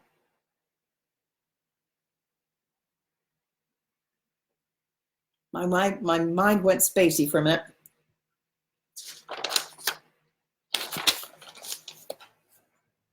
So those of us who are coming down from above require space in order to move. So that's one of the reasons why we require space in order to get the light in there. The light and love are the same thing, and light is data. You get sharing, you get movement. So we had to have space in order to get, to have some place to go. So if a mind is too closed, there's no place for new information. If a space is too tightly packed, there's no way for us to get in.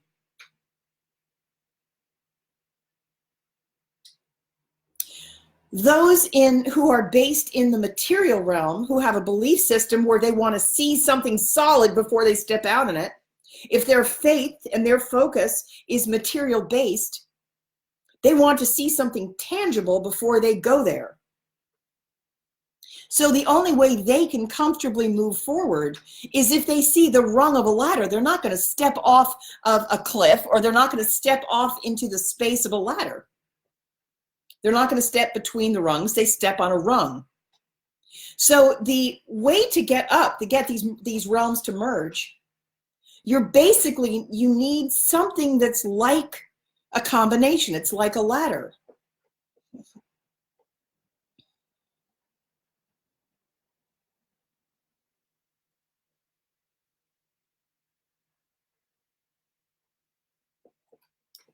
Hang on.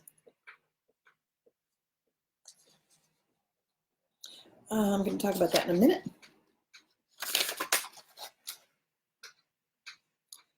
Oh, this is all really good material. I don't want to change the subject.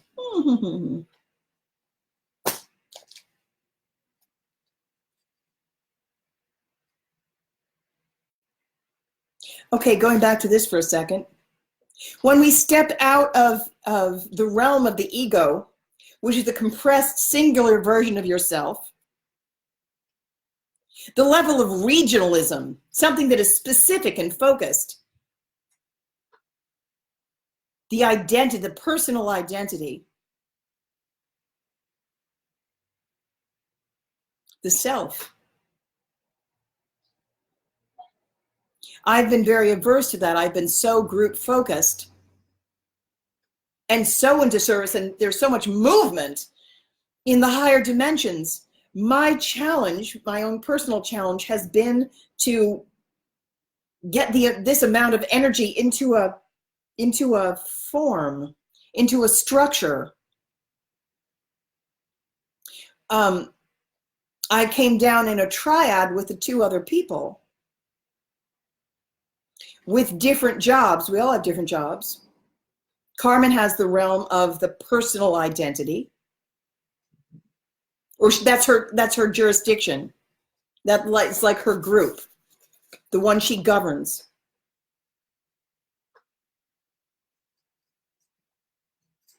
Those who are those in her population, and none of this is better or worse. It's just they all need to be dealt with. They all have challenges. They all have benefits. Her population is mature on earth, but spiritually immature. My population is spiritually very mature, but we don't know what the fuck we're doing when we get to earth. And we hate it, and it doesn't make any sense to us. The divine children, who are the upgrade, and we have all this new stuff, and it just moves constantly. It's extremely powerful, very high vibrational energy, but we have literally no place to land. Getting these things through the 11 gateway is really hard. Not to mention the fact that we've got the whole Isabeau of Bavaria. She's also got the realm. Both of us have the realm of the feminine, but it's we're just carrying different aspects of it. They're really designed to go together. They're meant to balance. There's a reason it's a triad. There's a separation as well as a division going on. And that's why it becomes so convoluted to talk about.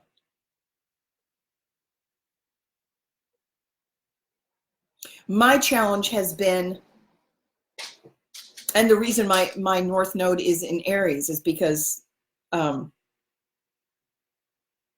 my challenge has been to go toward get all of this movement and all of this energy and compressed into a single identity. I really don't, I'm not entirely sure it can be done, frankly. And I'm not sure that it's meant to be done. I think one of the reasons I think we designed it so that it must be held by more than one. I'm sure we did.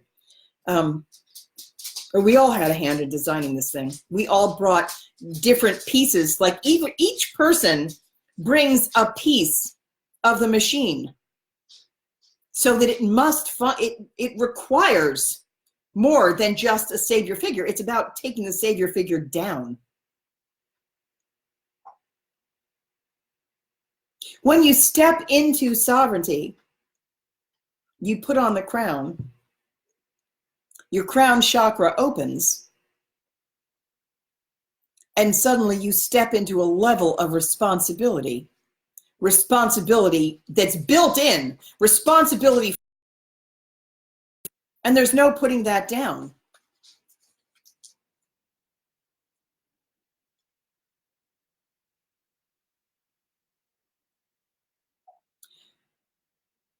Sovereignty means that it's your kingdom. And no longer can you say that any external system must deal with something. You can delegate, and it's appropriate to do that. But you keep an eye on it.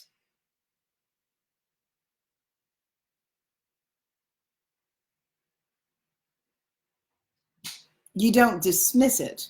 There are groups that have, I mean, it's funny because when you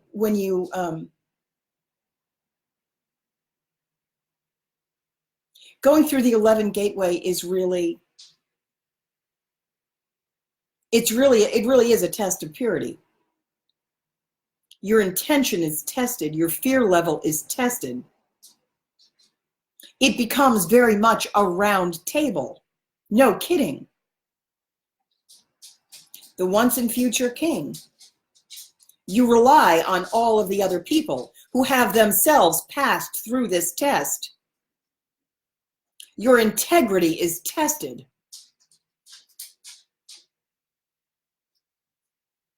The buck stops with you, but it also stops with everybody else.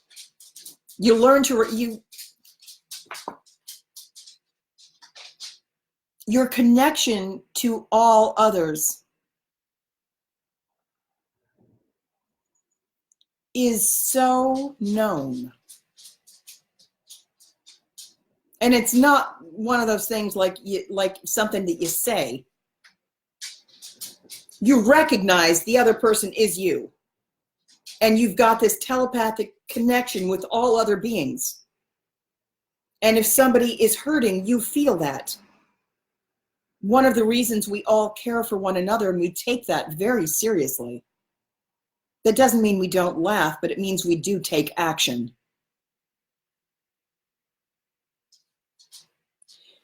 And you will have as much control. We don't take control, though. That's the funny thing. The place where beings take control and try to control things, where they place a premium on boundaries and secrecy, that all happens in 3. It's considered very important.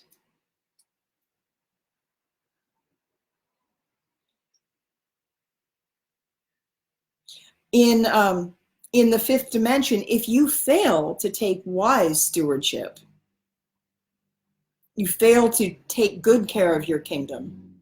If you've got 2 plants and you only water one of them, then it will be taken from you in a heartbeat. And not in a mean way, but there are others who want to care for that. So if they see something that isn't a need that's not being met, someone else is going to do it. So I wanted to talk briefly about, this just happens to be on the same page. Am I going to go on this? Hang on a minute. I'm going to get back to that. Hang on a minute. Because this is a better segue.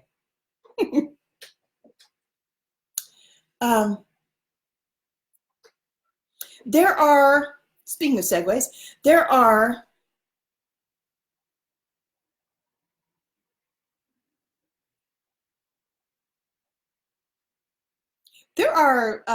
gateways.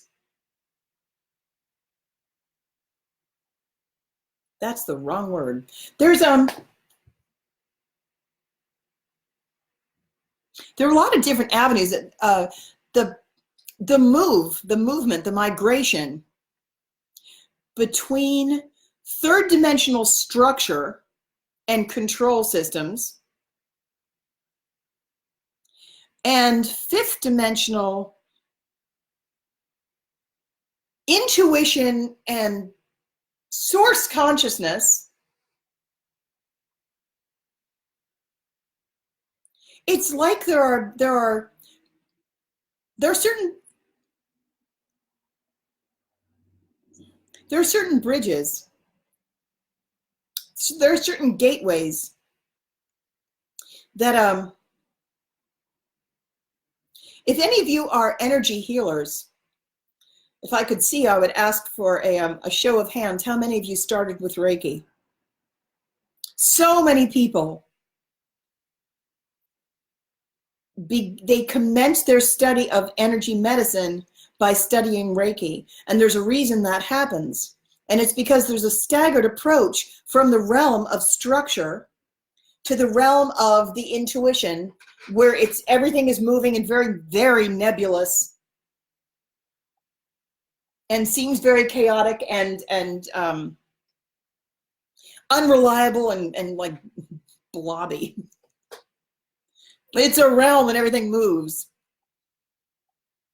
And nothing is nailed down. Everything is flexible and fluid. The realm of intuition is all very mysterious.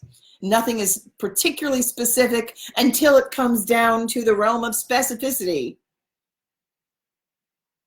So there are some modalities and some areas of study, some institutions that are designed to serve as bridges between structure and control, that are designed to take you from the realm of linearity to the realm up into spirit, basically.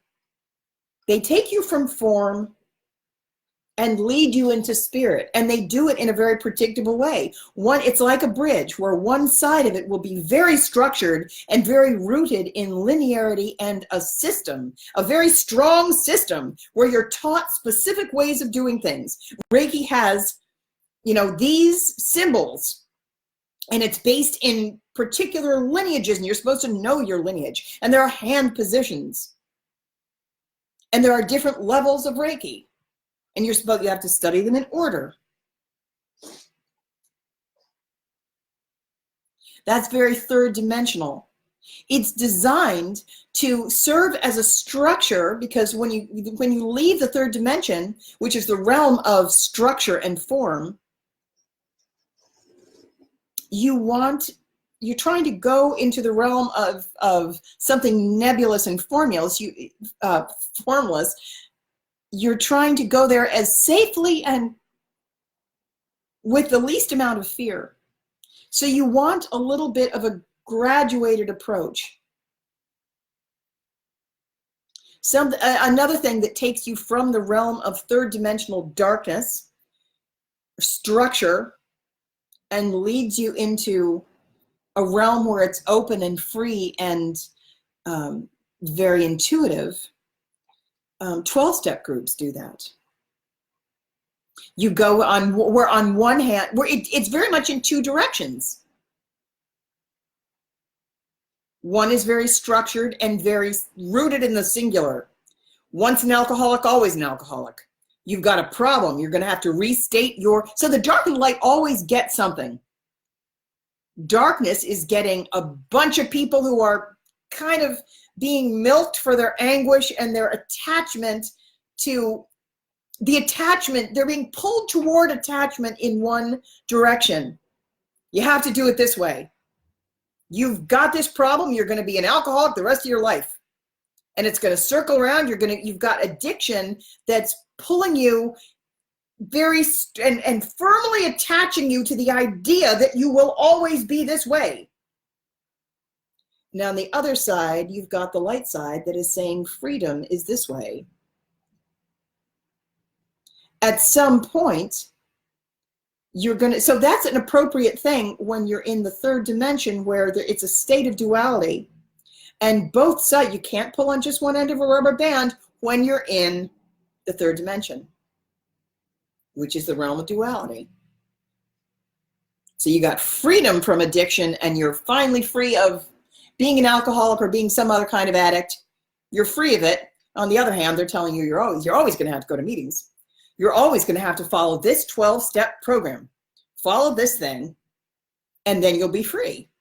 Those are very kind of opposite. Does it work? Sure. It doesn't mean it's the only thing that can possibly work. There's going to be a point where freedom means you can leave the fucker. You don't have to do that anymore. In the 5th dimension, should you manage to get there, you've got actual freedom.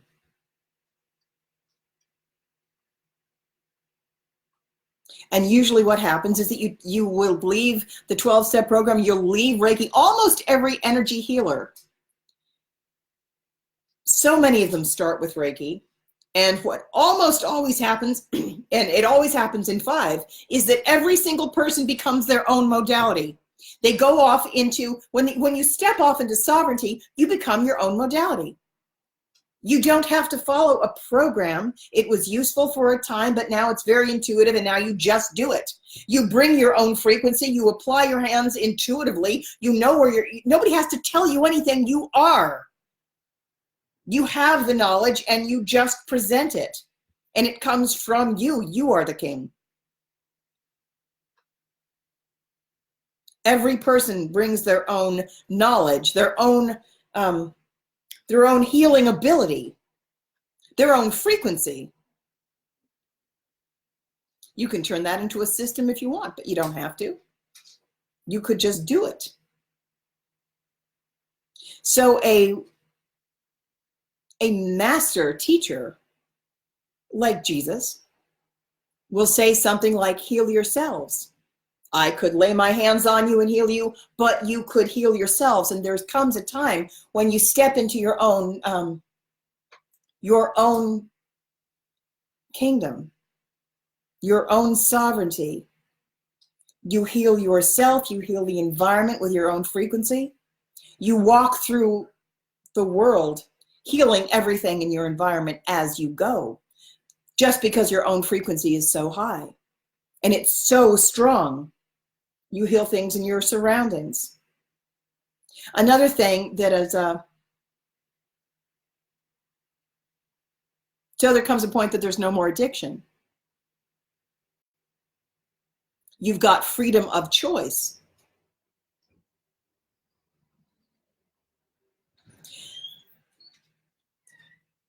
Another bridge modality is tarot, where you've got these archetypes and this system that's very linear and very structured with a very long lineage behind it, very strong teaching behind it. There are spreads. It's laid out this way. Everything means something. The symbols mean something. And all of that is to be learned and studied in order to gain access to this intuitive flow that comes through. It's very interesting because some people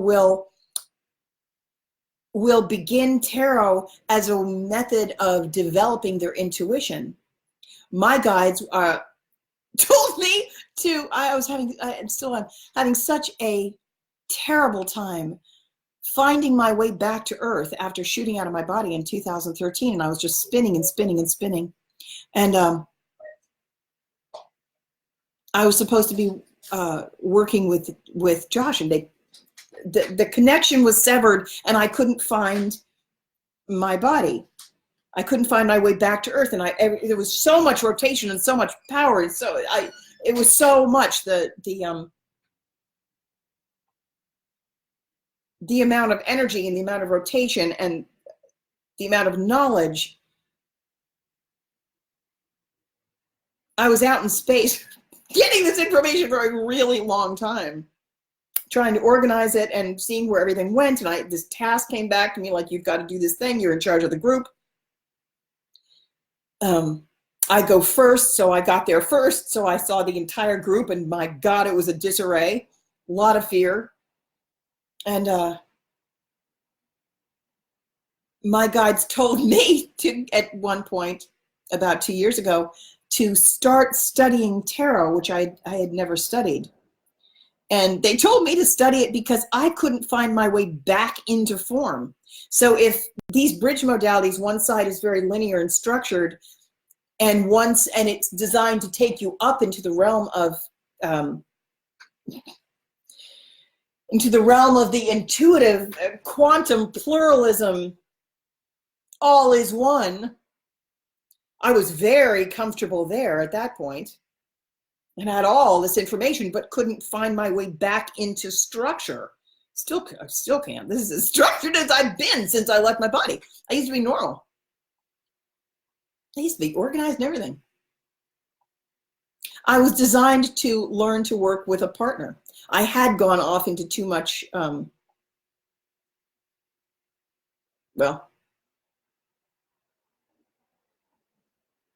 of Arc, that whole thing took me to the extremes.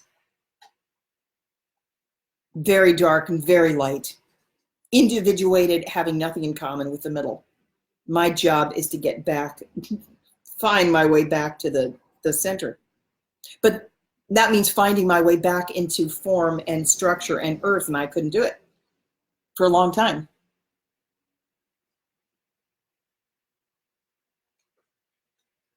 Still not entirely there.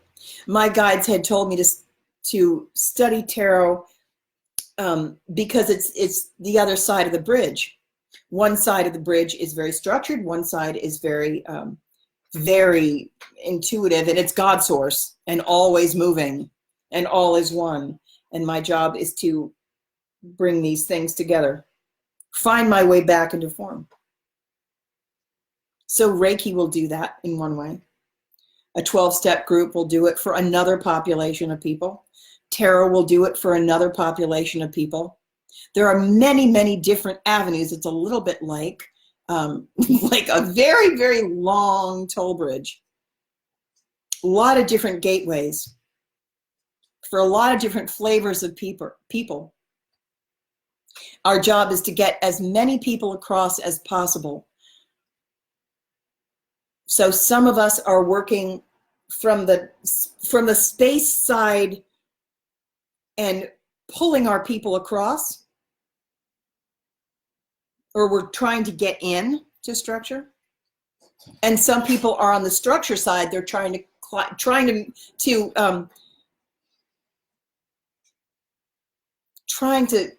their challenge is to step out into space because it only feels safe to them when they're swaddled, like babies. Babies need cribs. Babies like to be swaddled. Babies like to be held.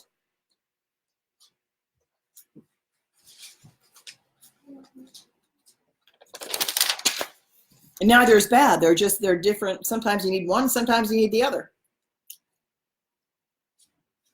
So facing the fear, back to that for a second. Who are you afraid to face and have to deal with? Is it your spouse? Are you afraid to, I have a friend who, her husband pulled in one day and she was crying and she was like, oh, he's home. And, she didn't want him to see her crying. You can't cry in front of your spouse. You may be in trouble. Are you afraid of facing your parents? Are you afraid of that disapproval? Why does that scare you so much? You're going to have to deal with that. Are you afraid of dealing with the authorities? What are they going to say? Are you afraid of of your boss finding out? Are you afraid of your social circle finding out what you follow on Facebook? Are you afraid of sharing a post because somebody might find out that you have a preference for X, Y, or Z? Where is your fear? You're going to have to look at it. Conquer it if you can. It's holding you down.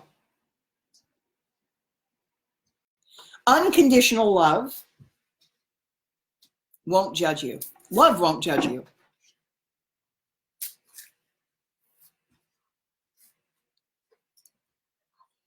I love you too. Aren't you the one who just told me not that? We didn't want, but you just ate 2 bananas. What's that? I don't like the squishy ones. I like these ones. Okay. She told me not to buy bananas, and then she just ate 2 bananas in the last 15 minutes. I was talking about that. Okay. I'm glad I bought them. That's fine. Hi, live stream. So what will people say? What are you afraid of? What do they have over you? Is there another way you can get it so that you're not dependent on the thing that is leveraging you? Will they take away my money, or what do I need to survive? Withholding is a control mechanism. Is someone withholding something to manipulate you into feeling fear? One thing I wanted to talk about, so multiplicity and pluralism is where the expansion is. This is why multiple options for anything is best, and freedom is good. Yeah? Go quantum. When we have the entire network up and running, it provides everybody choice. And if one person doesn't want to provide something to you, you can go over here without suffering a lack of love or fear that you won't be provided for. You will always be provided for.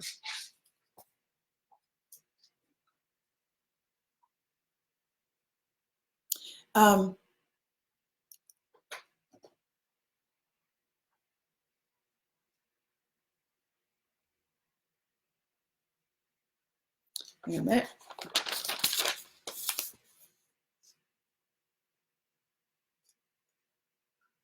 I'm going to talk about that today.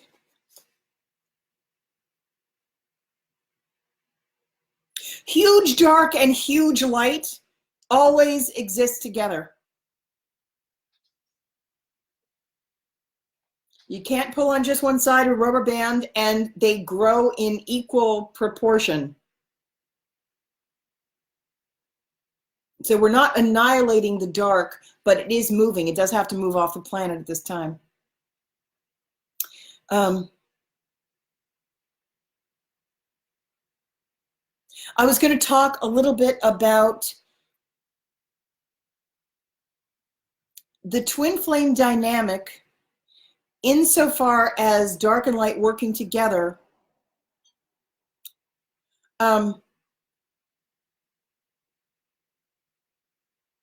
The darks, so there has been an AI, the whole twin flame grid, the whole twin flame model, that mechanism serves a purpose in 2 directions. Yes, it's a tool for the liberation of the planet. One side, on the light side. The dark side is getting fed too. The dark side is getting fed first. The light side is getting fed also, and it will be lasting. The dark side is getting fed. It's serving the light side because one thing we have to do in order to lift the planet up into light, a permanent state of light, and get it to go through this photon belt, we need the darkness to be squeezed. It's like wringing out a dirty sponge, a filthy sponge that's like been soaked in black ink, and you have to get all this shit out.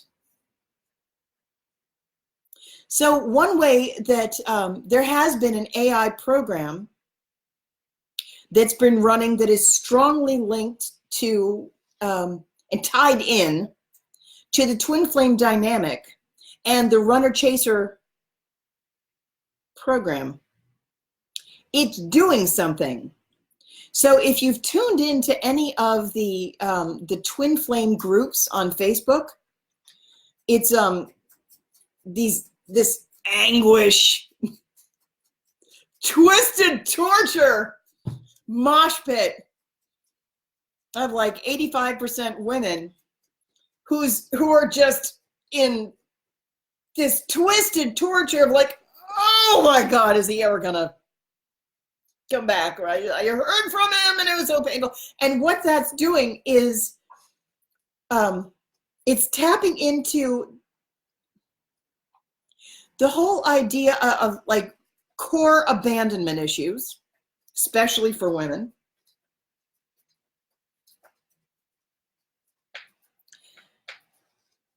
It's ringing. It's putting extra pressure. It's basically wringing dark energy out from the core of the group, squeezing the pain by feeling it and easing it a little bit, and feeling it and easing it a little bit. It's basically like one gigantic heart udder, and we just squeeze it and wring it out. It's extremely painful, extremely uncomfortable. But what it's doing, it is actually wringing the populace, largely of women who go first. Mostly, if you've been following this dynamic, you know that by and large, the women have been awakened first. The majority of the twin flame divine feminine have for some years now been the chasers, or they've been the ones that have been, you know, in wringing anguish mode,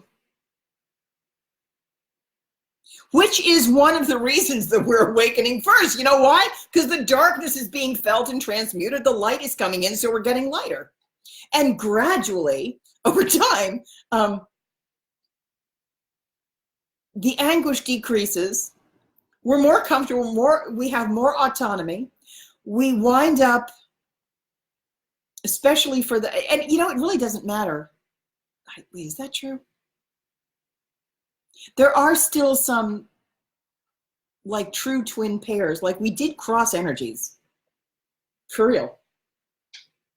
We did a lot of that, and it was intentional.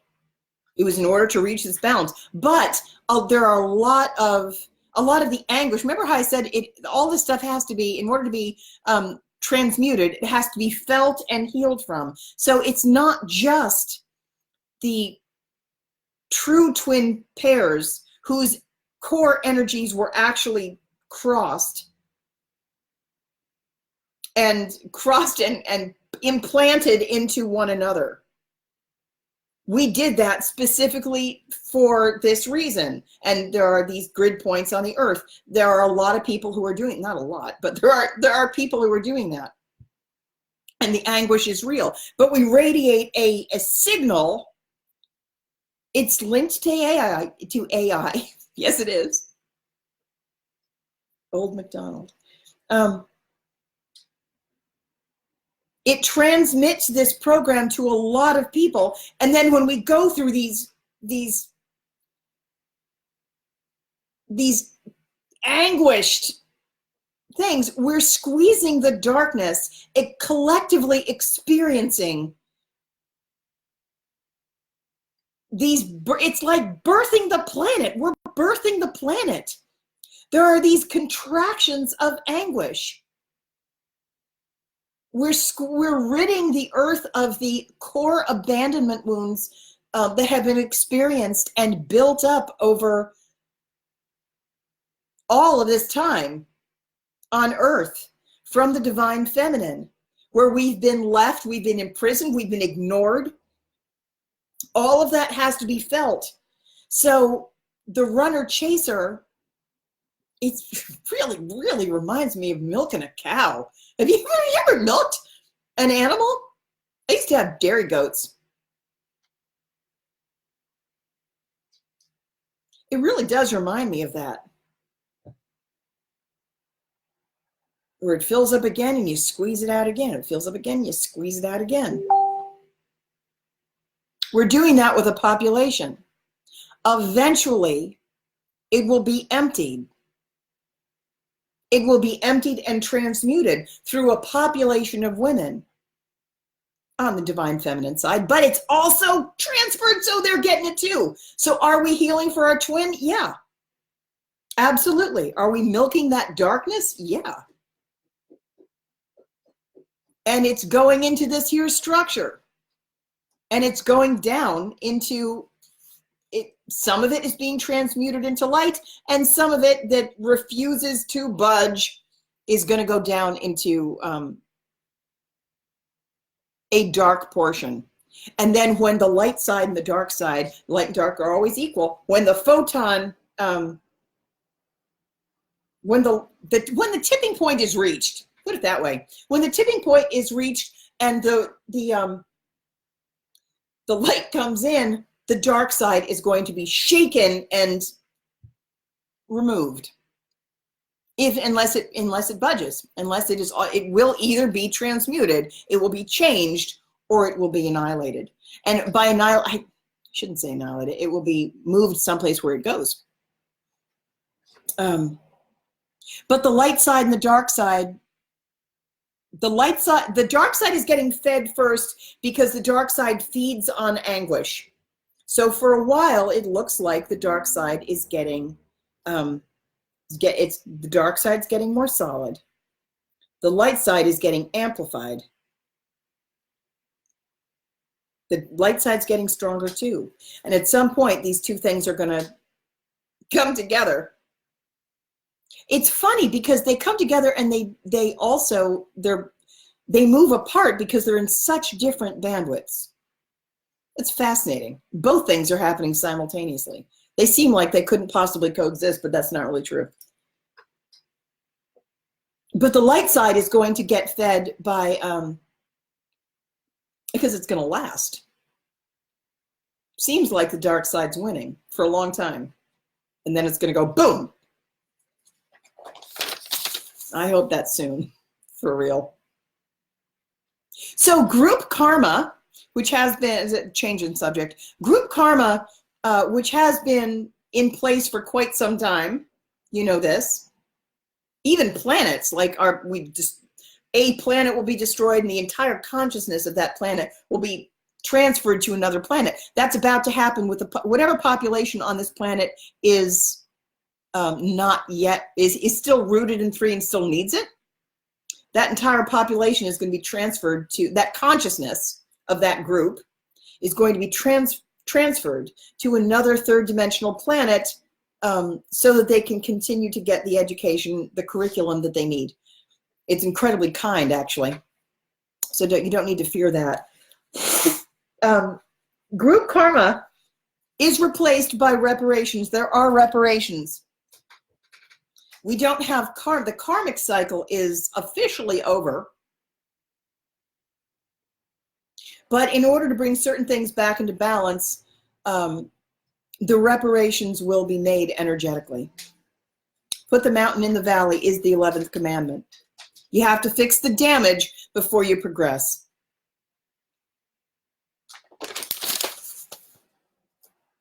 Let's see.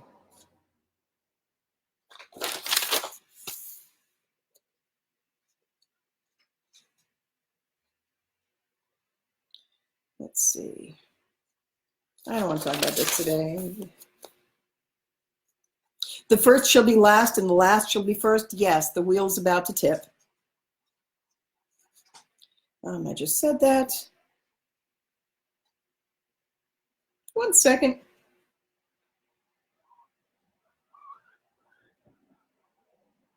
You know, third dimensional strata people get overwhelmed and upset when they are confronted with energy from higher dimensions. It seems very unstable. It seems very unreliable. It's usually very, very intense for them. They feel very rattled, unstable, and they get upset real easy. Fifth dimensional people have a reaction to third dimensional systems because they're so confining. it's like not being able to breathe. It's like being suffocated, and it's like you have to get out, you have to get out. It's like being constricted to death. And we have a panic response because we're compressed. They're tough things to get to go together. Third dimensional, and I'm trying to couch this in more descriptive terms for the purposes of understanding, not so much for the purposes of alienating the other. They're just qualities. Third dimensional people, when you identify more with the personal, more with the individual, and more with the social structures and societal norms, traditions, the way things are supposed to be, you tend to be be less sensitive to outside things, like empathic about your environment. Like, for example, you won't be able to necessarily understand what a plant wants, or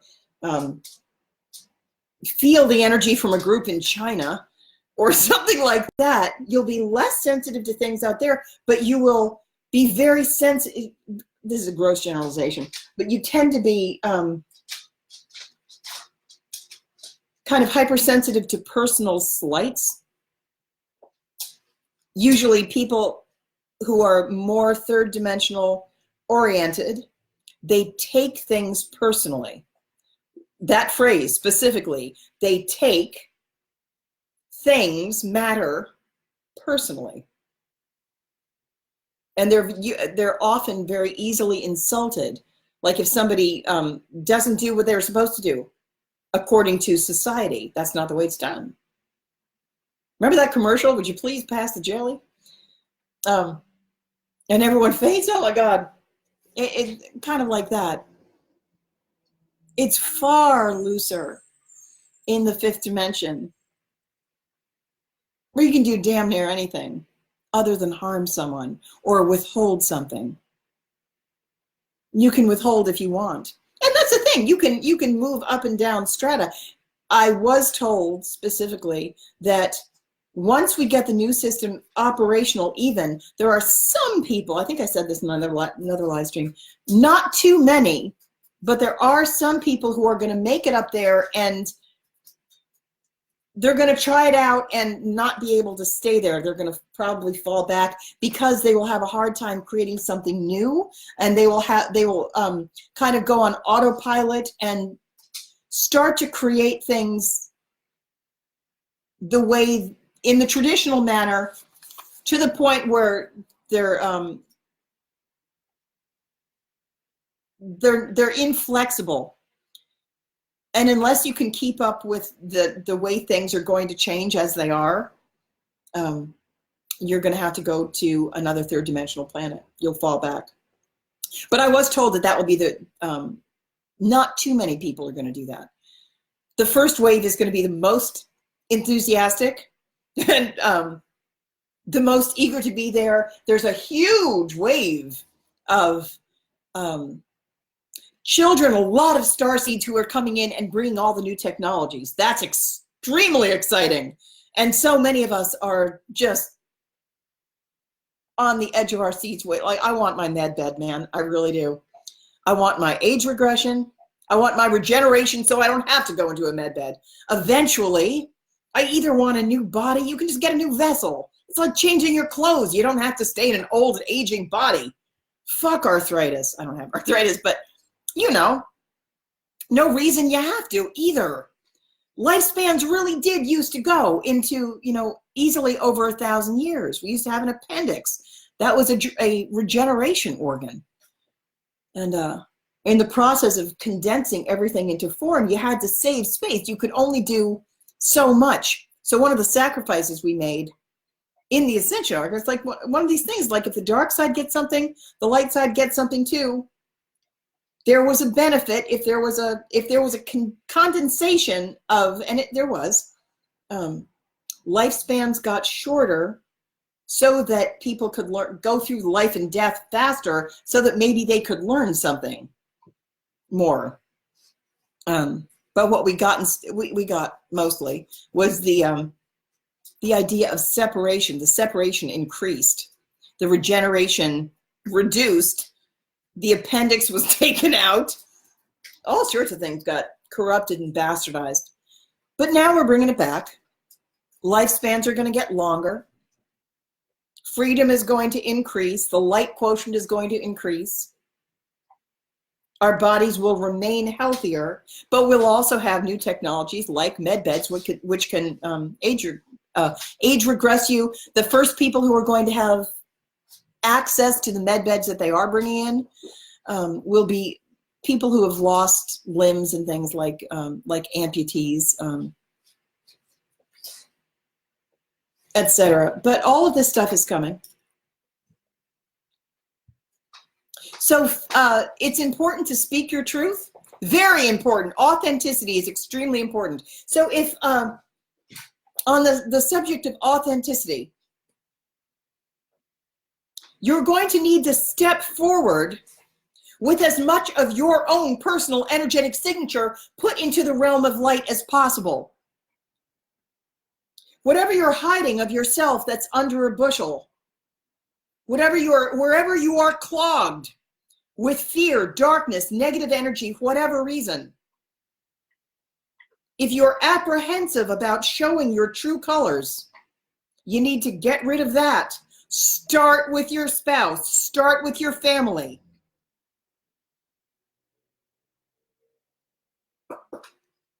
Be yourself. Speak your truth in front of whoever you are afraid to say it to. Look at that fear and conquer that first.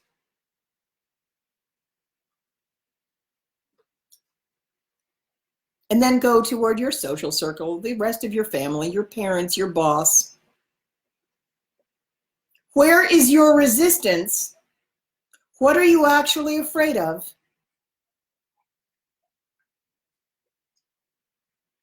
Go right there. Look right at it. And boy, I'm so interesting. Like I get it. I'm doing it too, man. Same challenges. And they like I've got this job. But then there's always another portion that's added. Like the ante is upped. Someone recently, probably my oldest friend, the friend that I've had for the longest time, since junior high. I've known this man since junior high. And just recently, he invited me to a nudist colony. And I'm watching myself squirm about it. And I'm going through this process. So I get it that this itself is a spiritual test. And I watched my mind work. See, at some point on the spiritual journey, you become the observer. So you're no longer just responding or reacting. I'm watching this whole thing go down and going, yeah, this is a really good test. This is a really good test. By no means is it the only thing I'm dealing with. I've got this whole other range of stuff. But I'm looking at this and going, okay, so now there's this.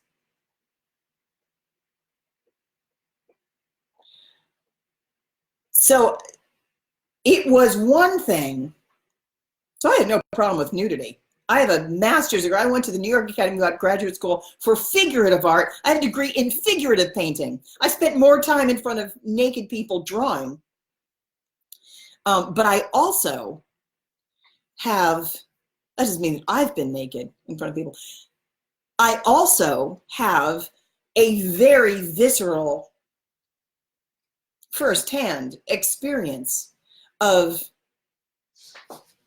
an history of body shame, memories of public vaginal exams, and in this lifetime, a history of body shame from my parents. Oh my God. Really, really intense. I was on my first diet when I was 5, put on a diet from my mother. I went to weight loss camps. I had a gastric bypass. I had breast reduction. Body shamed like I can't even tell you. I was bulimic all through college. My sister was anorexic. I wasn't even supposed to have a body. I was body shamed so bad by my parents. Both of them. My mother didn't want me to have a body. Didn't want me to eat. And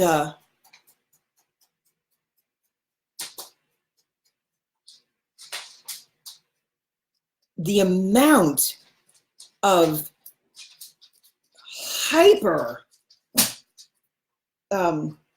scrutiny over body. I know this comes from the Joan of Arc energy stream that I incarnated to turn around.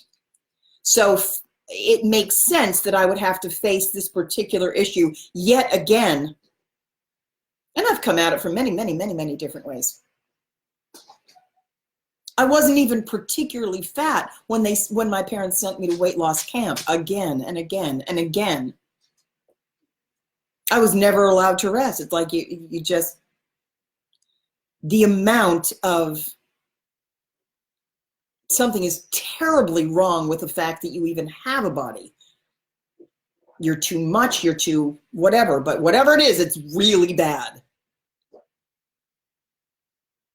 And now I've had all of these surgeries.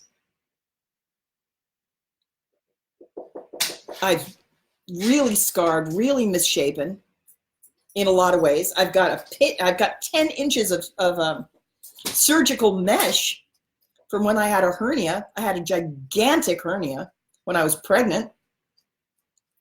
Had it repaired, it came back. And 5 surgeons turned it down to even repair it.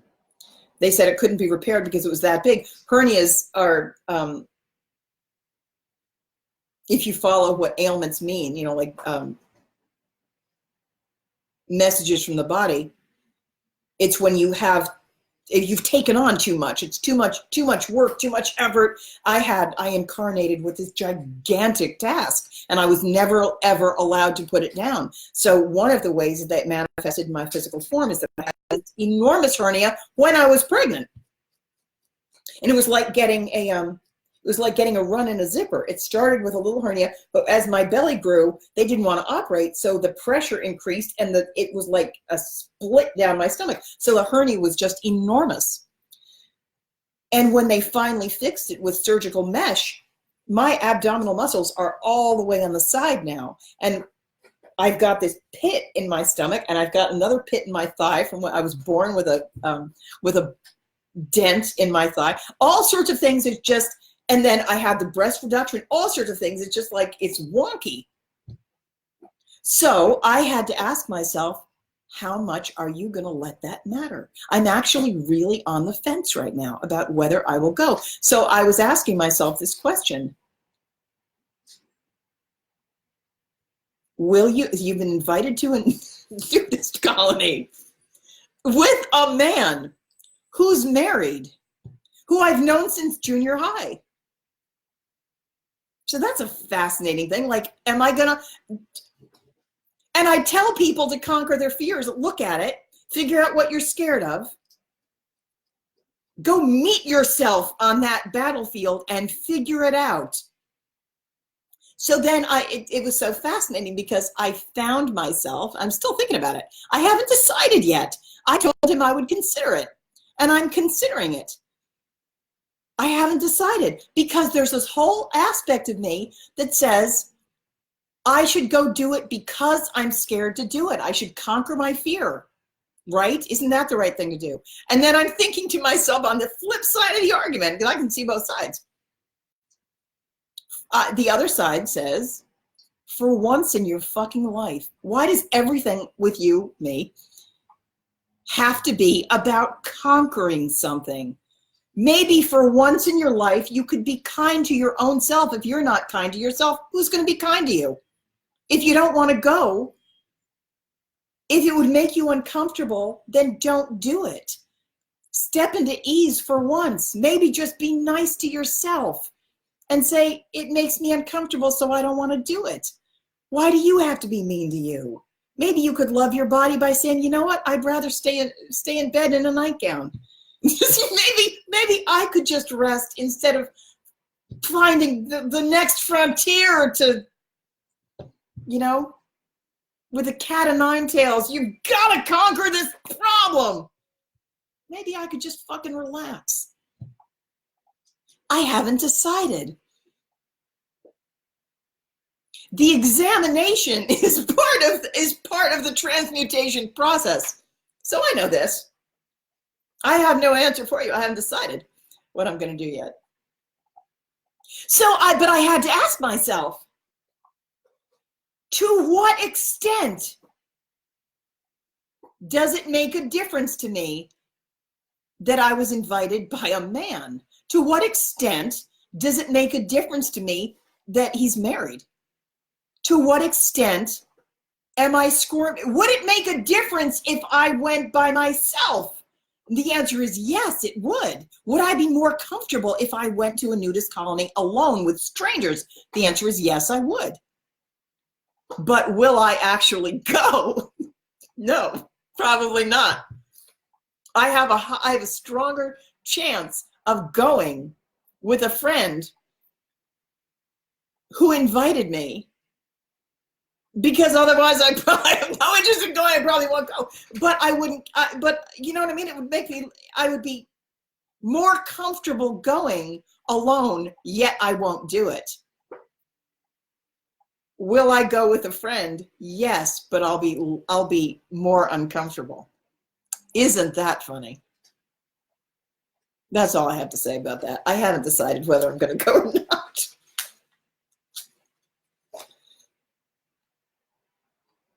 But this is part of the process, right? Hi.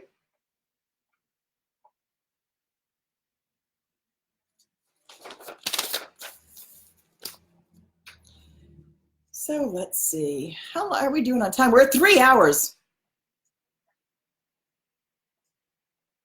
Okay, so far I haven't talked about any of the shit I was going to talk about, but I think I might leave that for the next one. Okay. I think we're going to get a tipping point soon. Having said that, I've made these predictions before and I was wrong, and that's because I'm really far off the timeline.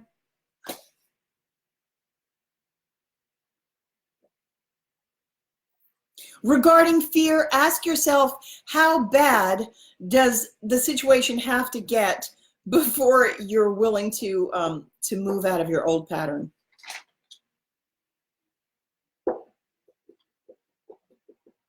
Okay.